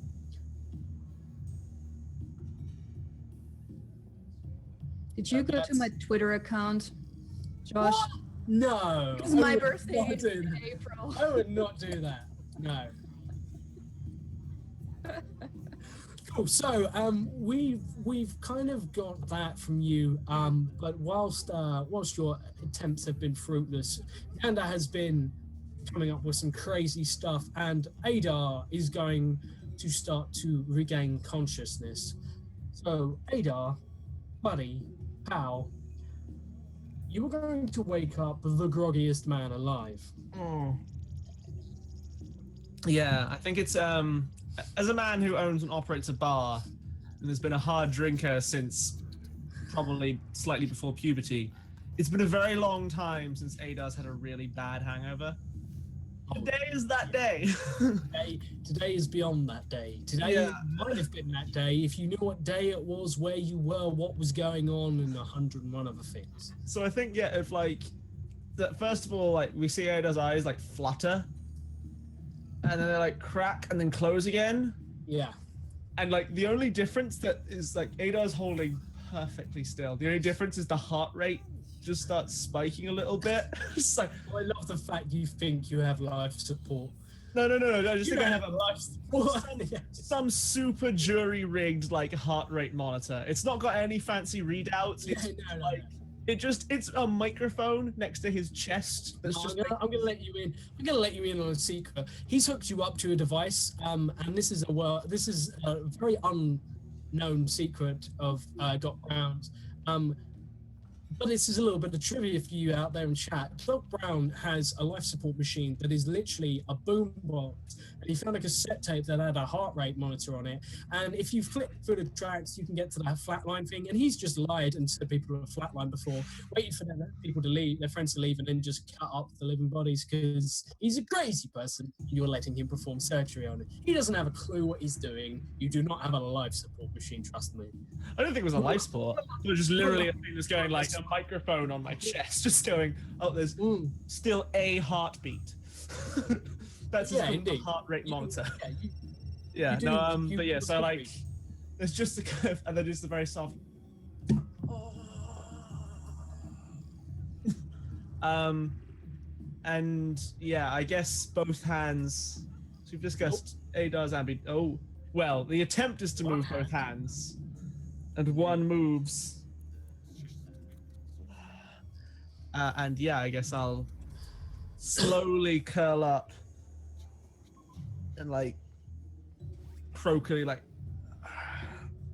the fuck. And yeah, blearily open my eyes, presumably looking down at myself. So what horrible monstrosity is strapped to my shoulder joint? There's nothing. You have essentially a gown on, like a hospital gown, that is caked in dried blood. Like it looks like it dried a long, long time ago. You could hope it. It literally like opens up around the chest area and stuff, and like you see like it's got like Velcro on it, so people can keep their modesty while he hacks their organs out of their bodies. But yeah, you have nothing protruding from your right sleeve. Okay. There's no arm there whatsoever. It stops entirely at the shoulder. It's like you're wearing a vest, but like invisible arm. So I mean, I think Adar, not being quite capable of complex thought yet, is gonna prod it. Cool. There is definitely not an arm there. This isn't Okay. an illusion. It's not a camo arm or anything like that. There is. I had however- invisible arms a while ago. I have to Yeah, check. this is good. There is a complex piece of metal, Okay. essentially a cap over the wound, and as you reach around, there's like holes and stuff, and you will notice a slight glow from it. Yeah, there's that, and you see a Doc Brown who is essentially wakes up, stretches, takes a huge swig of sterile cleaning fluid for the surgical tools, notices that you've awakened, and he says, I like stare at him for a really long time, and then eventually, morning. I think. yeah. No, it's definitely a time of day, which is good for you because you haven't seen a time of day in a while. Just like Yeah, the pirate I mage. guess- Welcome, pirate mage, to the adventure. You're a gentleman and a scholar. Yeah. Segues. So I guess, yeah, the next words out of like down his mouth, like, I'm still here. You are indeed. He points over to the bed next to you. There's a dead pirate mage in it. He says, he's never leaving. He can't ever leave. You never leave Encounter Roleplay. But yeah, no, there's a couple of dead bodies in here. You notice specifically that there are corpses that have been chopped up. You would maybe know that some of them were queuing outside when you came in. I mean, it's hard Yeah, to I don't know how. tell. Adar was a man driven purely by a singular purpose of, well, two purposes: surviving and vengeance. He guaranteed his vengeance because Angel is a businessman, sticks to his word. His word might be psychotic, but he sticks to it. It's true. And then he got to Doc Brown and was like, yo, money, you make me live. And then those two purposes were fulfilled. Adar, yeah, so I'm like, I suppose I have you to thank for the being alive for this hangover. What the fuck? No, I genuinely, I got to the point where I thought you were dead, so I just pumped random stuff into your body just to see what it did. It's a miracle, really. Doc, you know at Yeah? times when you're in the bar and you're talking to an attractive so-and-so, No, I tell you that maybe especially you not wanted, in your bar. I tell you maybe you wanted to stop like 10 sentences beforehand. One of I those. mean, I haven't even got out 10 sentences yet. I mean, not that you've been conscious for. I've been talking to you non-stop. It really seems to freak you out. I think you were like having a nightmare, and the more I talked, the more you freaked out. That's why you're strapped to the bed. Doc, oh, Doc, to the- Doc, hun. Oh. Yeah. I have a strange metal thing in my shoulder joint, which I'm going to presume is some complex mechanical thing. I mean, it's not really. It's more electrical. I don't know how it works, really. Okay, so hold on. Baby steps. Let's try swinging your feet out of bed and just try, pottering around. Don't trip over any of the. He points down. There are actually like essentially gel bags full of red Ever clean. stuff. It looks like it's sort of like preserved human tissue in gel Yeah, bags. it's yeah. Don't is it trip that scene from Fight Club where they steal the human fat from the liposuction clinic? Oh, you wish it was human fat. Yeah, but Some he of steps it up. is, technically. Yeah. He Yeah. just as he's one moment. And So he yeah, Adar is gonna swing his legs out from the bed, and I think like retch, like immediately. Okay. Step the first. And yeah, very shakily will get to his feet. And I guess like while I'm kind of moving to focus my head on something concrete, I'm gonna ask simple questions like how long was I out? Like what time is it? Yeah, so like you ask him the basic sort of rundown of things. He says, well, you've been out for I don't know, I don't get out much and I don't see the sun and I don't actually have a watch. So I've been asleep about 4 or 5 times since you came in. 7 days. yeah, it could have been longer, could have been not. You died a couple of times. 10 sentences earlier, Doc. 10 sentences earlier. No, you straight up died. Your heart stopped. I hooked you up to a car battery. But yeah, no, you seem to be doing okay. That thing on your arm, he holds up his hand. He's missing his index finger. Right. This is new. He says, yeah, it's dangerous. I lost my finger. So I don't know, I was out for quite a bit as well because I drank through that. So yeah, between the two of us, it's probably been about half a week, maybe a week. Okay. Not much help. So my new arm is dangerous. That's a good word. No, you don't have an arm. That's just the implant. Okay. Like, notice I'm touching it. I'm just like, Yeah. just move the hand down. I wouldn't poke your finger in that. That's how I lost that. Ripped my finger right off. Okay, duly noted. Okay, so what about the new one then, Doc? What, the new arm? Yes, hon. Well, Righteous has got it. He points towards what is essentially a shipping container with heavy-duty I-beam reinforcements sort of wedged against it. It's got quite a fair few hefty dents in it. They didn't come from the outside. So let me get this straight. You decided to test the new arm by putting it on the man I want to kill. No. You don't seem to understand the beauty of this thing. See, you need his arm because I don't actually have an arm. You paid for the implant. Look, come with me. I'll show you how it works.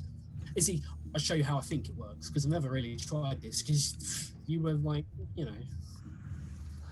I did have massive traumatic experiences, but okay. Talk to me, Doctor. So come with me. And he walks you over to the door, and there's a heavy door with a giant glass. Well, not glass, it's like whatever it is, it's clear and it's see-through, you can see through into the room beyond, but it's quite clearly more resilient than glass. It looks about 5 inches thick, including like the door as well. It says, this is we found this an old military compound. I think it's a radio thing. Basically, no sound goes in, no sound goes out, but it's also heavily reinforced. So we figured we'd put him in there, and he's put holes in some of the walls, which is a bit of a pisser because I kind of wanted to use it afterwards. So I'm going to feed him a little bit of gas, and he turns a valve on the wall that's quite clearly been jury-rigged in place, and he says, and I'm going to give you this, and he's going to hand you an 8-inch surgical blade. It's a nanofiber blade, essentially. Do not drop this on yourself, Finn. You will lose your leg. I'm telling you right now. You fuck this up, you'll lose a leg. This is a very dangerous tool. He says, if you want the arm, I did say you could kill him. So I was hoping to a little more in person. Could you possibly keep him alive long enough for me to have a chat afterwards? I mean, can you? So I'm not going in there. He's bloody dangerous. He'll be armless. Also harmless. I like what you did there. Yeah, I tell you what.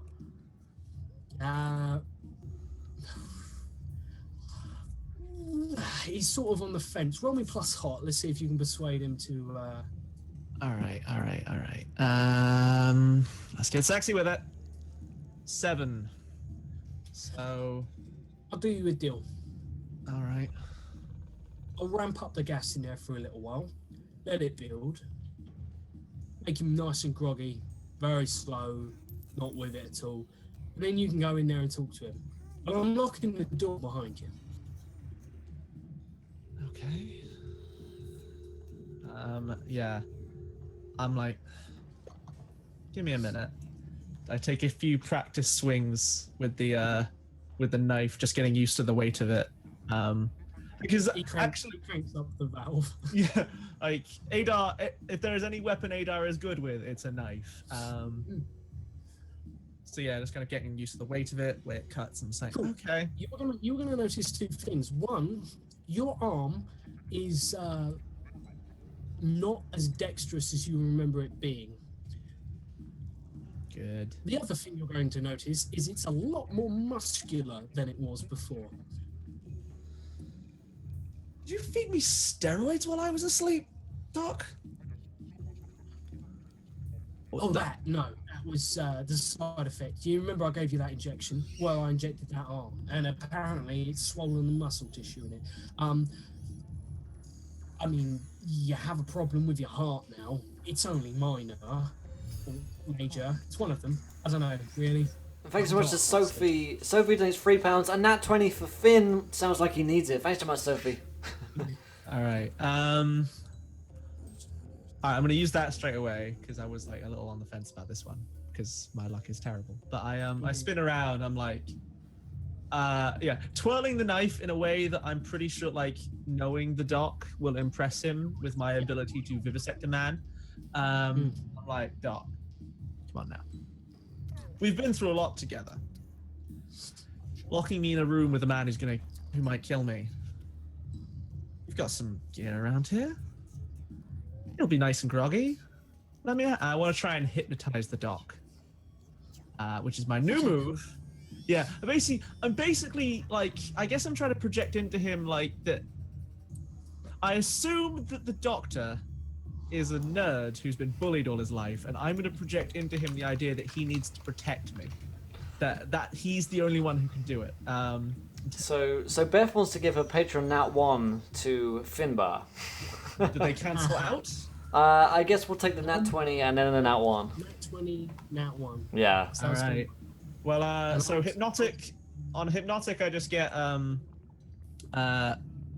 for a 10 plus. I just get 3 hold. I'll mark down I have 3 hold on this guy. But you decide when Doc Brown spends it. Okay, cool. Yeah, while I have hold on him, he is incapable of acting against me. Like, he physically cannot bring himself to do it until he spends all of this hold. Okay, no problem. And you can mark it down by if he gives me something I want, not things I've already paid for, acting as my eyes and ears, fighting to protect me, or doing something I tell him to. And thanks so much to the Virginity Thief for following. Welcome, my friend, to the adventure. You're a gentleman, I think, and a scholar. God fucking damn it. It's a good name. Okay, cool. I love you too, Virginity Thief. I love you too. I mean, I don't think a Virginity Thief is a gentleman. A scholar maybe, but a thief at minimum. At the very minimum. Okay, cool. So we're gonna breeze on past that, and we're going to see. You can enter. He will give you. He's going to give you. He turns around. He says, "I've got something. I mean." I smile as charmingly as a hungover man can. Yeah, no, it's really charming. He's just like, you know what? He's a really big fella. I never really liked him. I always felt, I don't know about you, but I feel like he picks us a little bit. So how about we level the odds a little? And he's gonna turn around and hand you essentially what. Oh, I'm going to hate myself for this. He hands you a servo arm. This is an arm that is attached to sort of like a belt that goes around him. He has 4 of them that have different tools on them. He goes Doc Ock sometimes.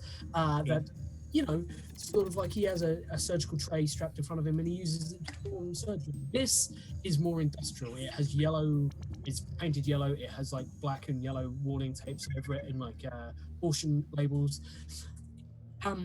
You would notice this is a very oversized prosthetic, and he says, let me show you how this baby works. And he's going to position it just next to... Next to Novacore. Welcome, my friend, to the adventure, Novacore. You're a gentleman and a scholar. Thank you for joining us. Finbar's muted. You are mute, indeed. I like this. That feels like a suitably melodramatic and anime name. Put it next to the Novacore. Base plate, the Nova Core. Yeah. It's a no. Yeah, he says. Now this is a Nova Core series 9001. It's over 9000. It's 9001, and yeah, move it nice and close to the attaching joint, and you should get the grip of things pretty damn quick. So I'm Just gonna sort of like trying to nudge you towards it. I'll like move the Nova Core Cool. plate close to this bit of machinery. As the Nova Core witnesses like something truly amazing, which is obviously in kind of roleplay, but as this Halo. Nova Core specifically recognizes this this giant prosthetic arm, a few lights are going to shoot out, almost like lasers that pin out, and they look at it. They don't burn into it or anything like that, but there's like something like a projection, and this thing is going to clamp down, and like a drill bit, it will open, reconfigure itself to be compatible with this new prosthetic arm, attach it, and then using holographic circuitry, basically connect all the dots. You now have an industrial wrecking claw arm. You can't keep it. Came in like a wrecking claw. I mean, yeah, I'm like swing it around a little bit. It's like, Yeah.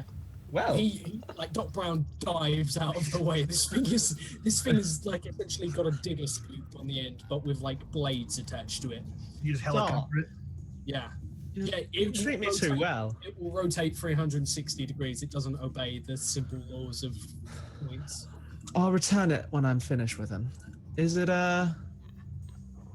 should he be nice and dosed by now?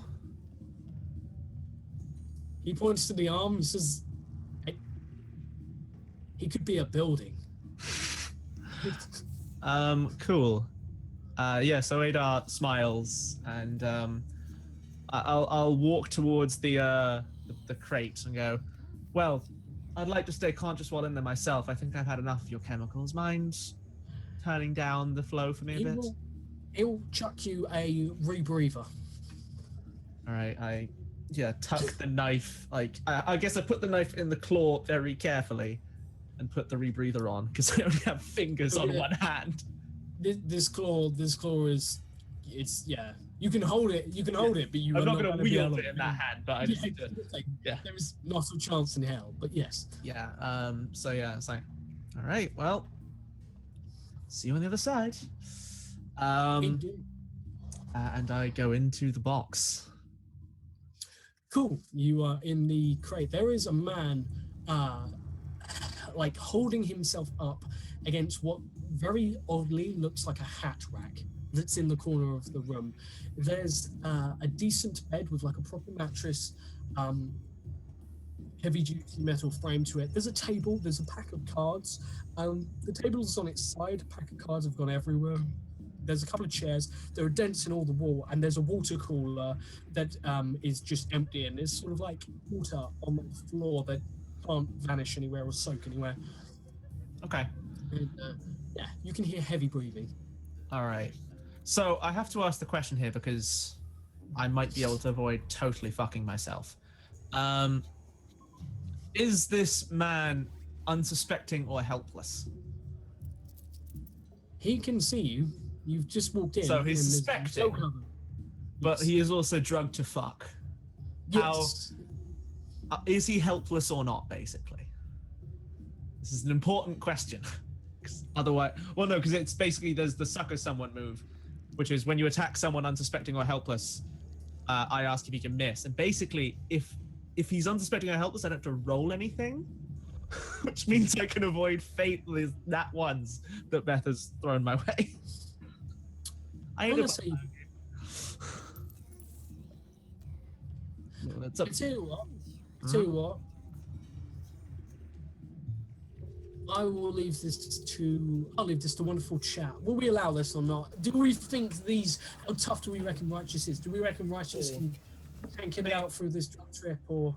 If it's all right with Beth, it could manifest that this Nat 1 is like, this man should be drugged and unconscious, but because he's righteous and terrifying, this is actually a fight. Like that. I feel when you make a basic NPC to guard your bar and he becomes very dangerous and could kill you. I like it. Cool, we're gonna go with that. Yeah. Basically, you see a very drugged up Righteous, and because of that, Finn, I'm gonna say he picks up this metal nightstand, and you see him adopt a familiar stance of a big long thing, and I'm gonna whack you with it. Yeah, I mean, yeah, like, sorry, did you say he attacks already, or are we doing the dramatic stare off? Yeah, you're doing the dramatic stare off. All right, so I will also drop into like a crouch. Mine is a little more like knife-like thing. Like he's a big, scary man. I've always been a slight fella. And yeah, like Ada will go, so, sold me out for what? Seems life has really treated you well since you left my employment. He shrugs and says, "You sold me out as well." And No, Righteous. When you were dying in the street, I saved you, gave you a new arm, a place to live, and to ply your dangerous work. When you left me to die in a collapsing building, this is just revenge. And I'm gonna attack. So I'm gonna like the opening move is to like thrust the industrial arm towards him, basically attempt to like punch him against the wall. cool. Yeah, I have no fancy. I have no fancy moves for this because the only fancy violence move I have is Devil with a Blade, which doesn't count here. No, roll me plus. Yeah, this is. So I guess if this is a seize by force, I would like to seize his freedom of movement by force, and hurt him. Oh! Actually, then that one was spent. That one was spent. It's fine. No. Okay, cool. Are you trying to kill him? I would like to talk to him a little more. As I say, I want to seize his freedom of movement by force. So I want to like pin him against the wall, preferably not like what are the options on this move? Let's see if there's anything I can do here that makes sense. Seizing by force. So I take definite and undeniable control of it. And it's safe, secure, and undamaged. So I'm choosing 3. So I'd like to reduce my harm if he manages to get a shot in. I want to take definite and undeniable control of his freedom of movement. So like he cannot budge, and I want him to be safe, secure, and undamaged in the fighting. I want him alive against that wall. Yeah, you. That was a pretty solid roll. So what happens is the teeth on this digger basically one goes either side of his neck. You hit him in the throat. You don't kill him because luckily, like, he manages to get his chin down. His jaw is definitely broken, and he is pinned to the wall. You kind of get the feeling you might have broken both his arms as well, because they're either side of the digger scoop, and they basically, you feel that you're digging into the metal. You only feel it because you feel it traveling up the metal. You have no sensation in this whatsoever. He drops his implement. He is not going anywhere. He's got 2 broken arms potentially, and most definitely a shattered jawbone. All right, So quick.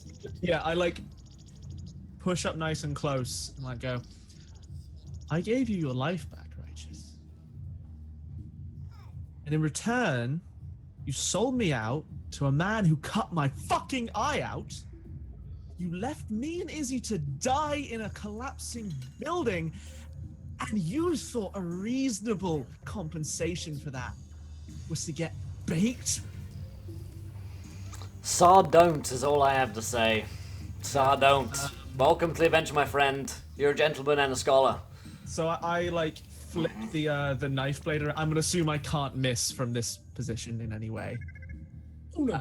Yeah, so I if like- you choose to end him, he dies here. I twirl the knife around and I'm gonna like stab it up into his the artery kind of in his crotch. It's like it's just below the clamp of the thing, and I'll hold the blade there. It's like when I pull this out, you're going to bleed out very quickly.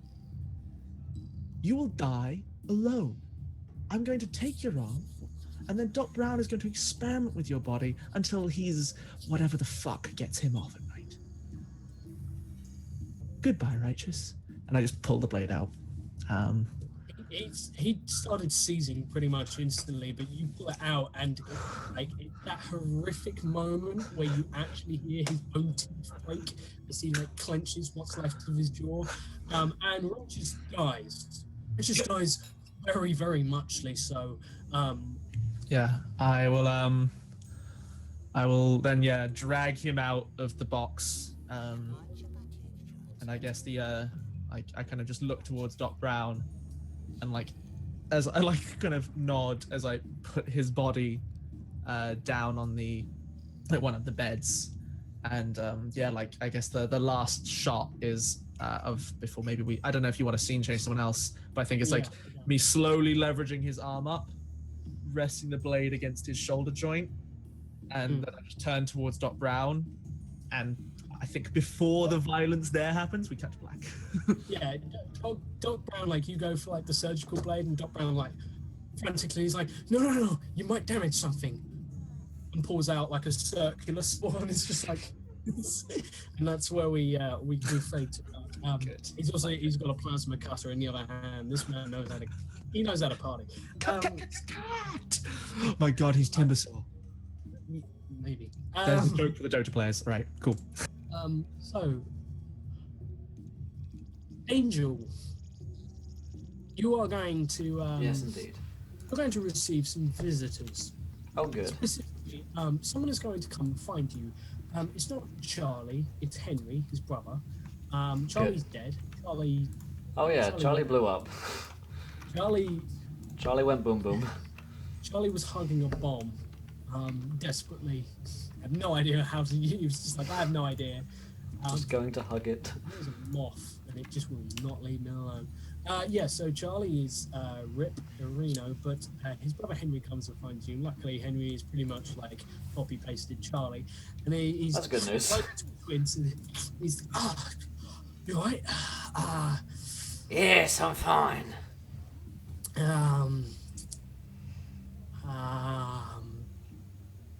Oh, right, yeah, no. Yeah. No, maybe. No. No. Yes. Yeah, he's like, yes. And then we walk away in opposite directions. So, a couple of hours pass, and a man who is the highest man alive comes and finds you. And he says, boss, there's some people here who are here to trade. They brought a caravan. I think they're from that Night Forge, you know, the one up north, the big metal, whatever they are, the ones that ride around on beasts and stuff with swords. Yeah. Well, they're here and they want to speak to you. Specifically, there's one guy who wants to speak to you. What about? I don't know. He wouldn't say. They're not causing trouble or nothing, but they're they're just a bit unsettling, you know. Yeah. All right, I'll have a talk to him. We'll have a few words. Do you want me to bring him here, or he's down in? Yeah, bring him here. Garage? Yeah, cool. Yeah. Just him, or? Yeah. All right.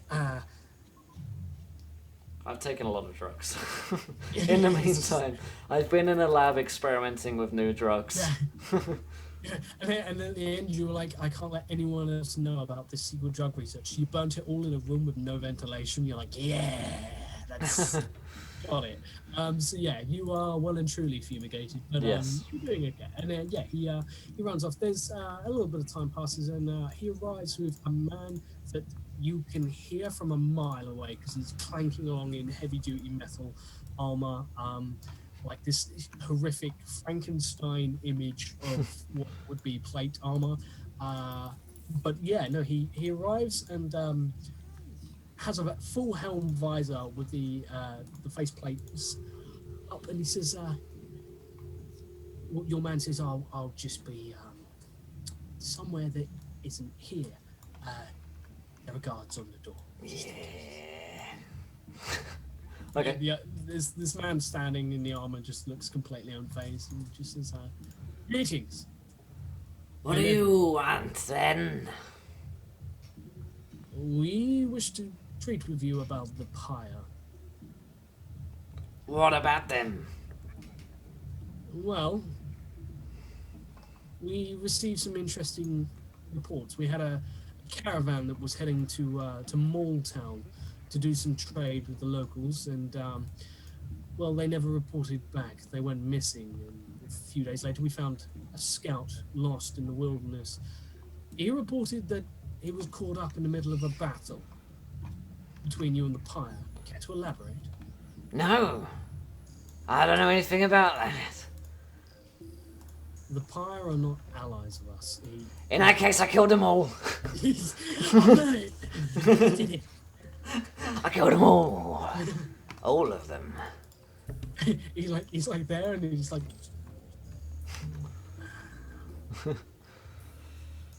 So, yeah, okay.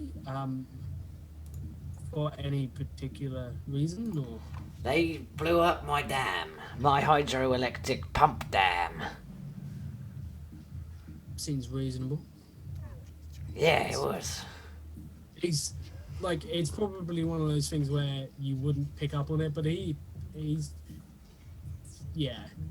There's something about something. I'll leave that. I'm gonna leave that one entirely because you're high as hell. Sure. But no, he sort of like paces around the room a little. What? Describe your personal dwellings to me. Is it like a tiny place? Is it? It's, Or are you just meeting him in the drug lab? I guess I'm meeting him outside the drug lab, so like there's a big blast sealed door behind us, and we're in a kind of like we're basically in like the lobby waiting room of like a dentist's at this point.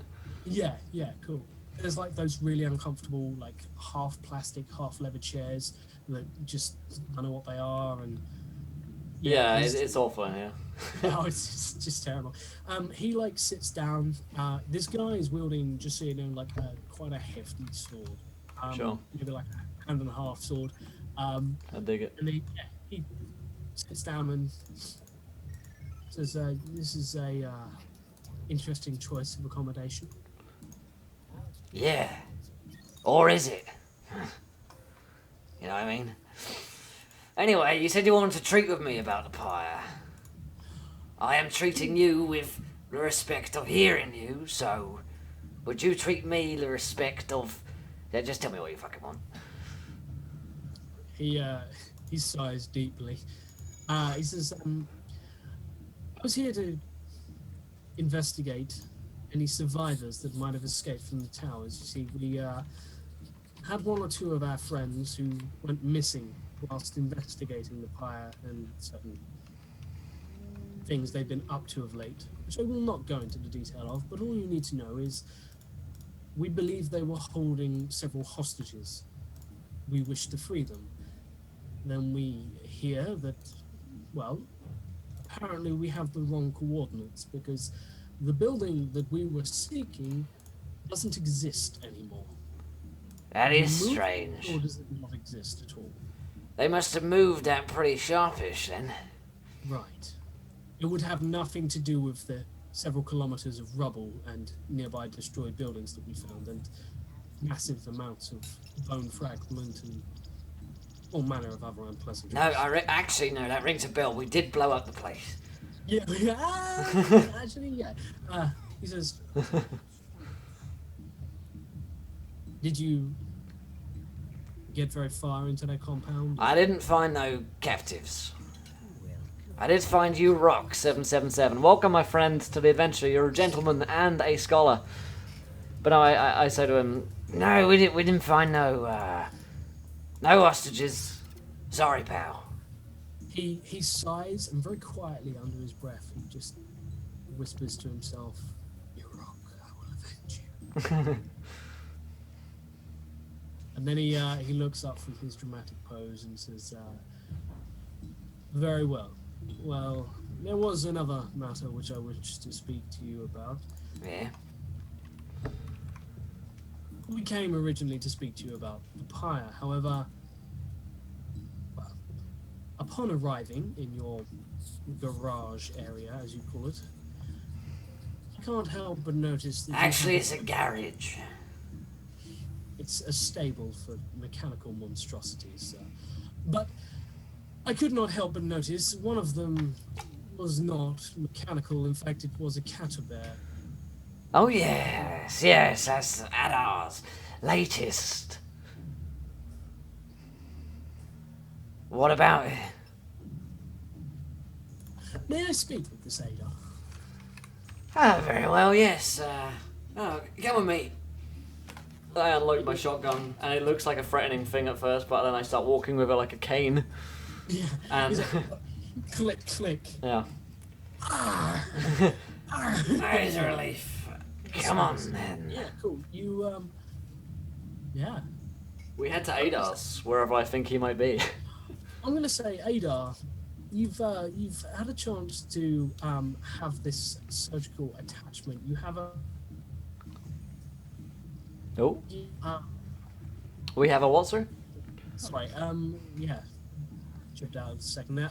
You're gonna have Righteous's arm. It's gonna do an additional harm with melee attacks, and there may or may not be a few other cool things it can or can't do. It's essentially gonna give you a strength bonus.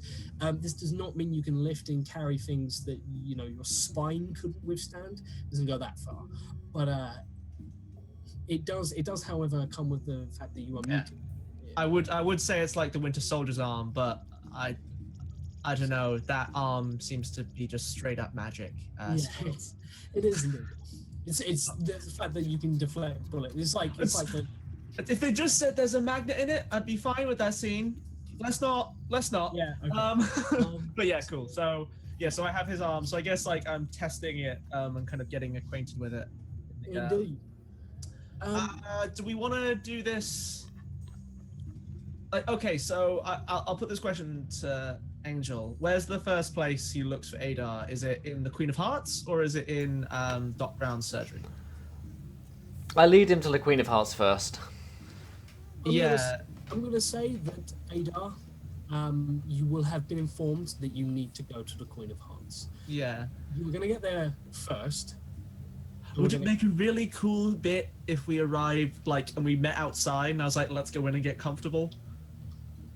Would that be cool? 'Cause that sounds cool to me. Okay, we'll figure something out, but we're gonna cut to that in just a second. We're gonna find out, Xander. You have another arrival, as Izzy comes back to you. Specifically, One. the means, the tools. She doesn't come back to you in a dream. She comes back to you in real life. At least you think it's really her. Maybe she's just screwing with your brain. Who knows? You did turn on that forbidden ham radio. It worked fine. Yeah, indeed. Yeah, I don't know why people thought it wasn't going to work fine. You now hear everything from your left ear, through your right ear, and vice versa. You have but that's fine. That's fine. Also, my lights are all really cool now. They change colors, so that's neat. Indeed, yeah. So yeah, you guys typing, guys. Mute Arena, please. But we're gonna have Izzy arriving after being thwarted by the safe for some time. Yeah, she walks back in. Knock knock.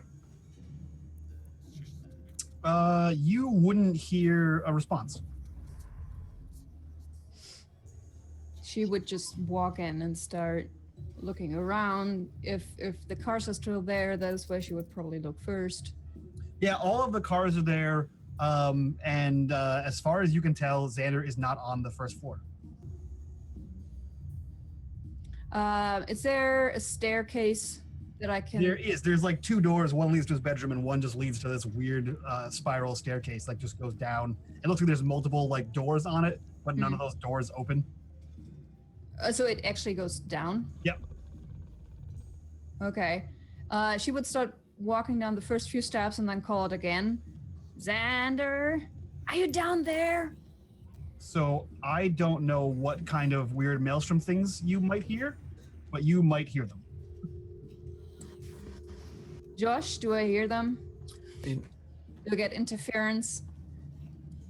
Yeah, being particularly in tune with the Maelstrom, I'm going to say you hear something. You hear voices whispering.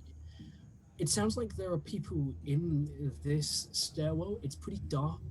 It swallows all light, and you think you can see people moving ahead of you, and then they seem to move through the walls. You can't make out any features whatsoever, and you just catch indistinct bits of chatter, and then it vanishes. Yeah, so every time you like reach into the maelstrom, there's a chance for it bleeding through, and I'm not good at it yet. So I don't really notice anything. I'm sure it's totally fine, based on the multiple concussions and the chemicals I imbibe every day. I'm sure it's totally fine, but you might notice that something is different. So, like, you know how handcuffs work, where you can click it round a certain amount of times, but you can't click it back? Yes. Imagine like the dials on your ham radio work like that. You can turn it up to 11. You can't turn it down again. So like you've basically turned it on, and you can click it off, and maybe even the light will go out. But whatever you've done is for permanence now. Would Izzy be able to tell that he is doing something that potentially could go very wrong if he doesn't stop, or if he doesn't? For free, you will be able to tell that there is something down here. Maybe a gap, maybe a rip, maybe a tear, maybe it's just a concentration spot. Like you've hit. I have a suggestion. Yeah. If you want to, but Izzy described the maelstrom for her as kind of like a pleasant, sunlit idyll. So, like, I don't know if it looks the same for everyone or how you're characterizing the maelstrom. But maybe like she opens the door and literally sunlight is shining out of Xander's basement. And he's just like. Yeah, the description says the maelstrom is local to you. So like that's what hers looks like. Indeed, yeah. So I'm gonna say that you hear voices chatter, indistinct, like patches of light, patches of dark. It's a bit. It's sort of like one of those things where you probably get to a door and there's like light, like you can see through the cracks of the door. There's something incredibly bright on the other side. You can hear people talking on the other side.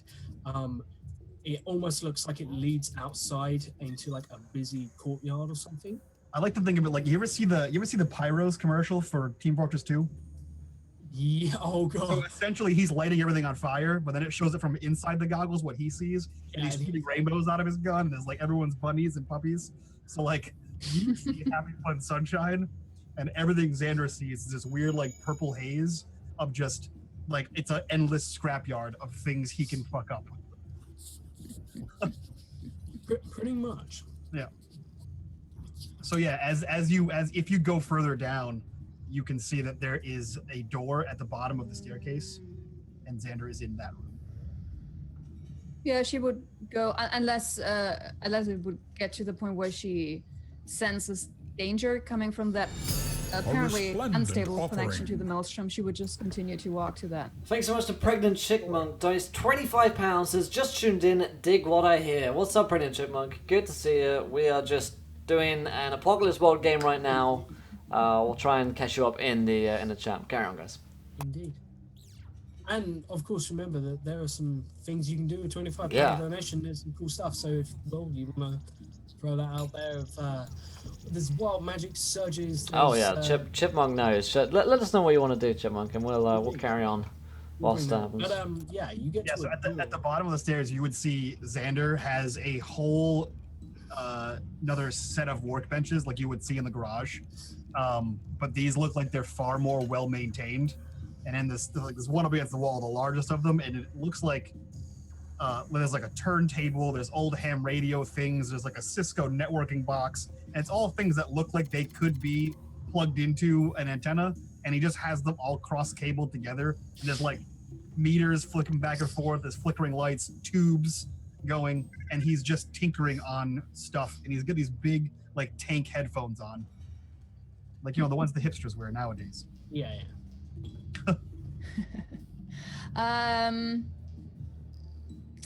Okay, how is she going to? What is the safest way to let him know that you're there without making everything go boom? Probably not touching anything. Just shake them. I'm sure it's fine.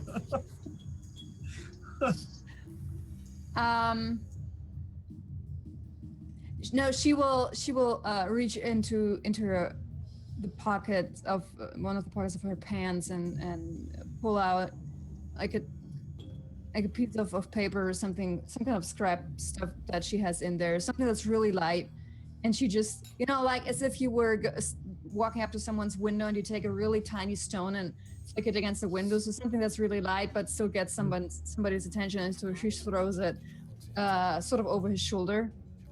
Because she's worried that if she goes and just pokes him, that he's going to freak and everything is going to explode. So Is he this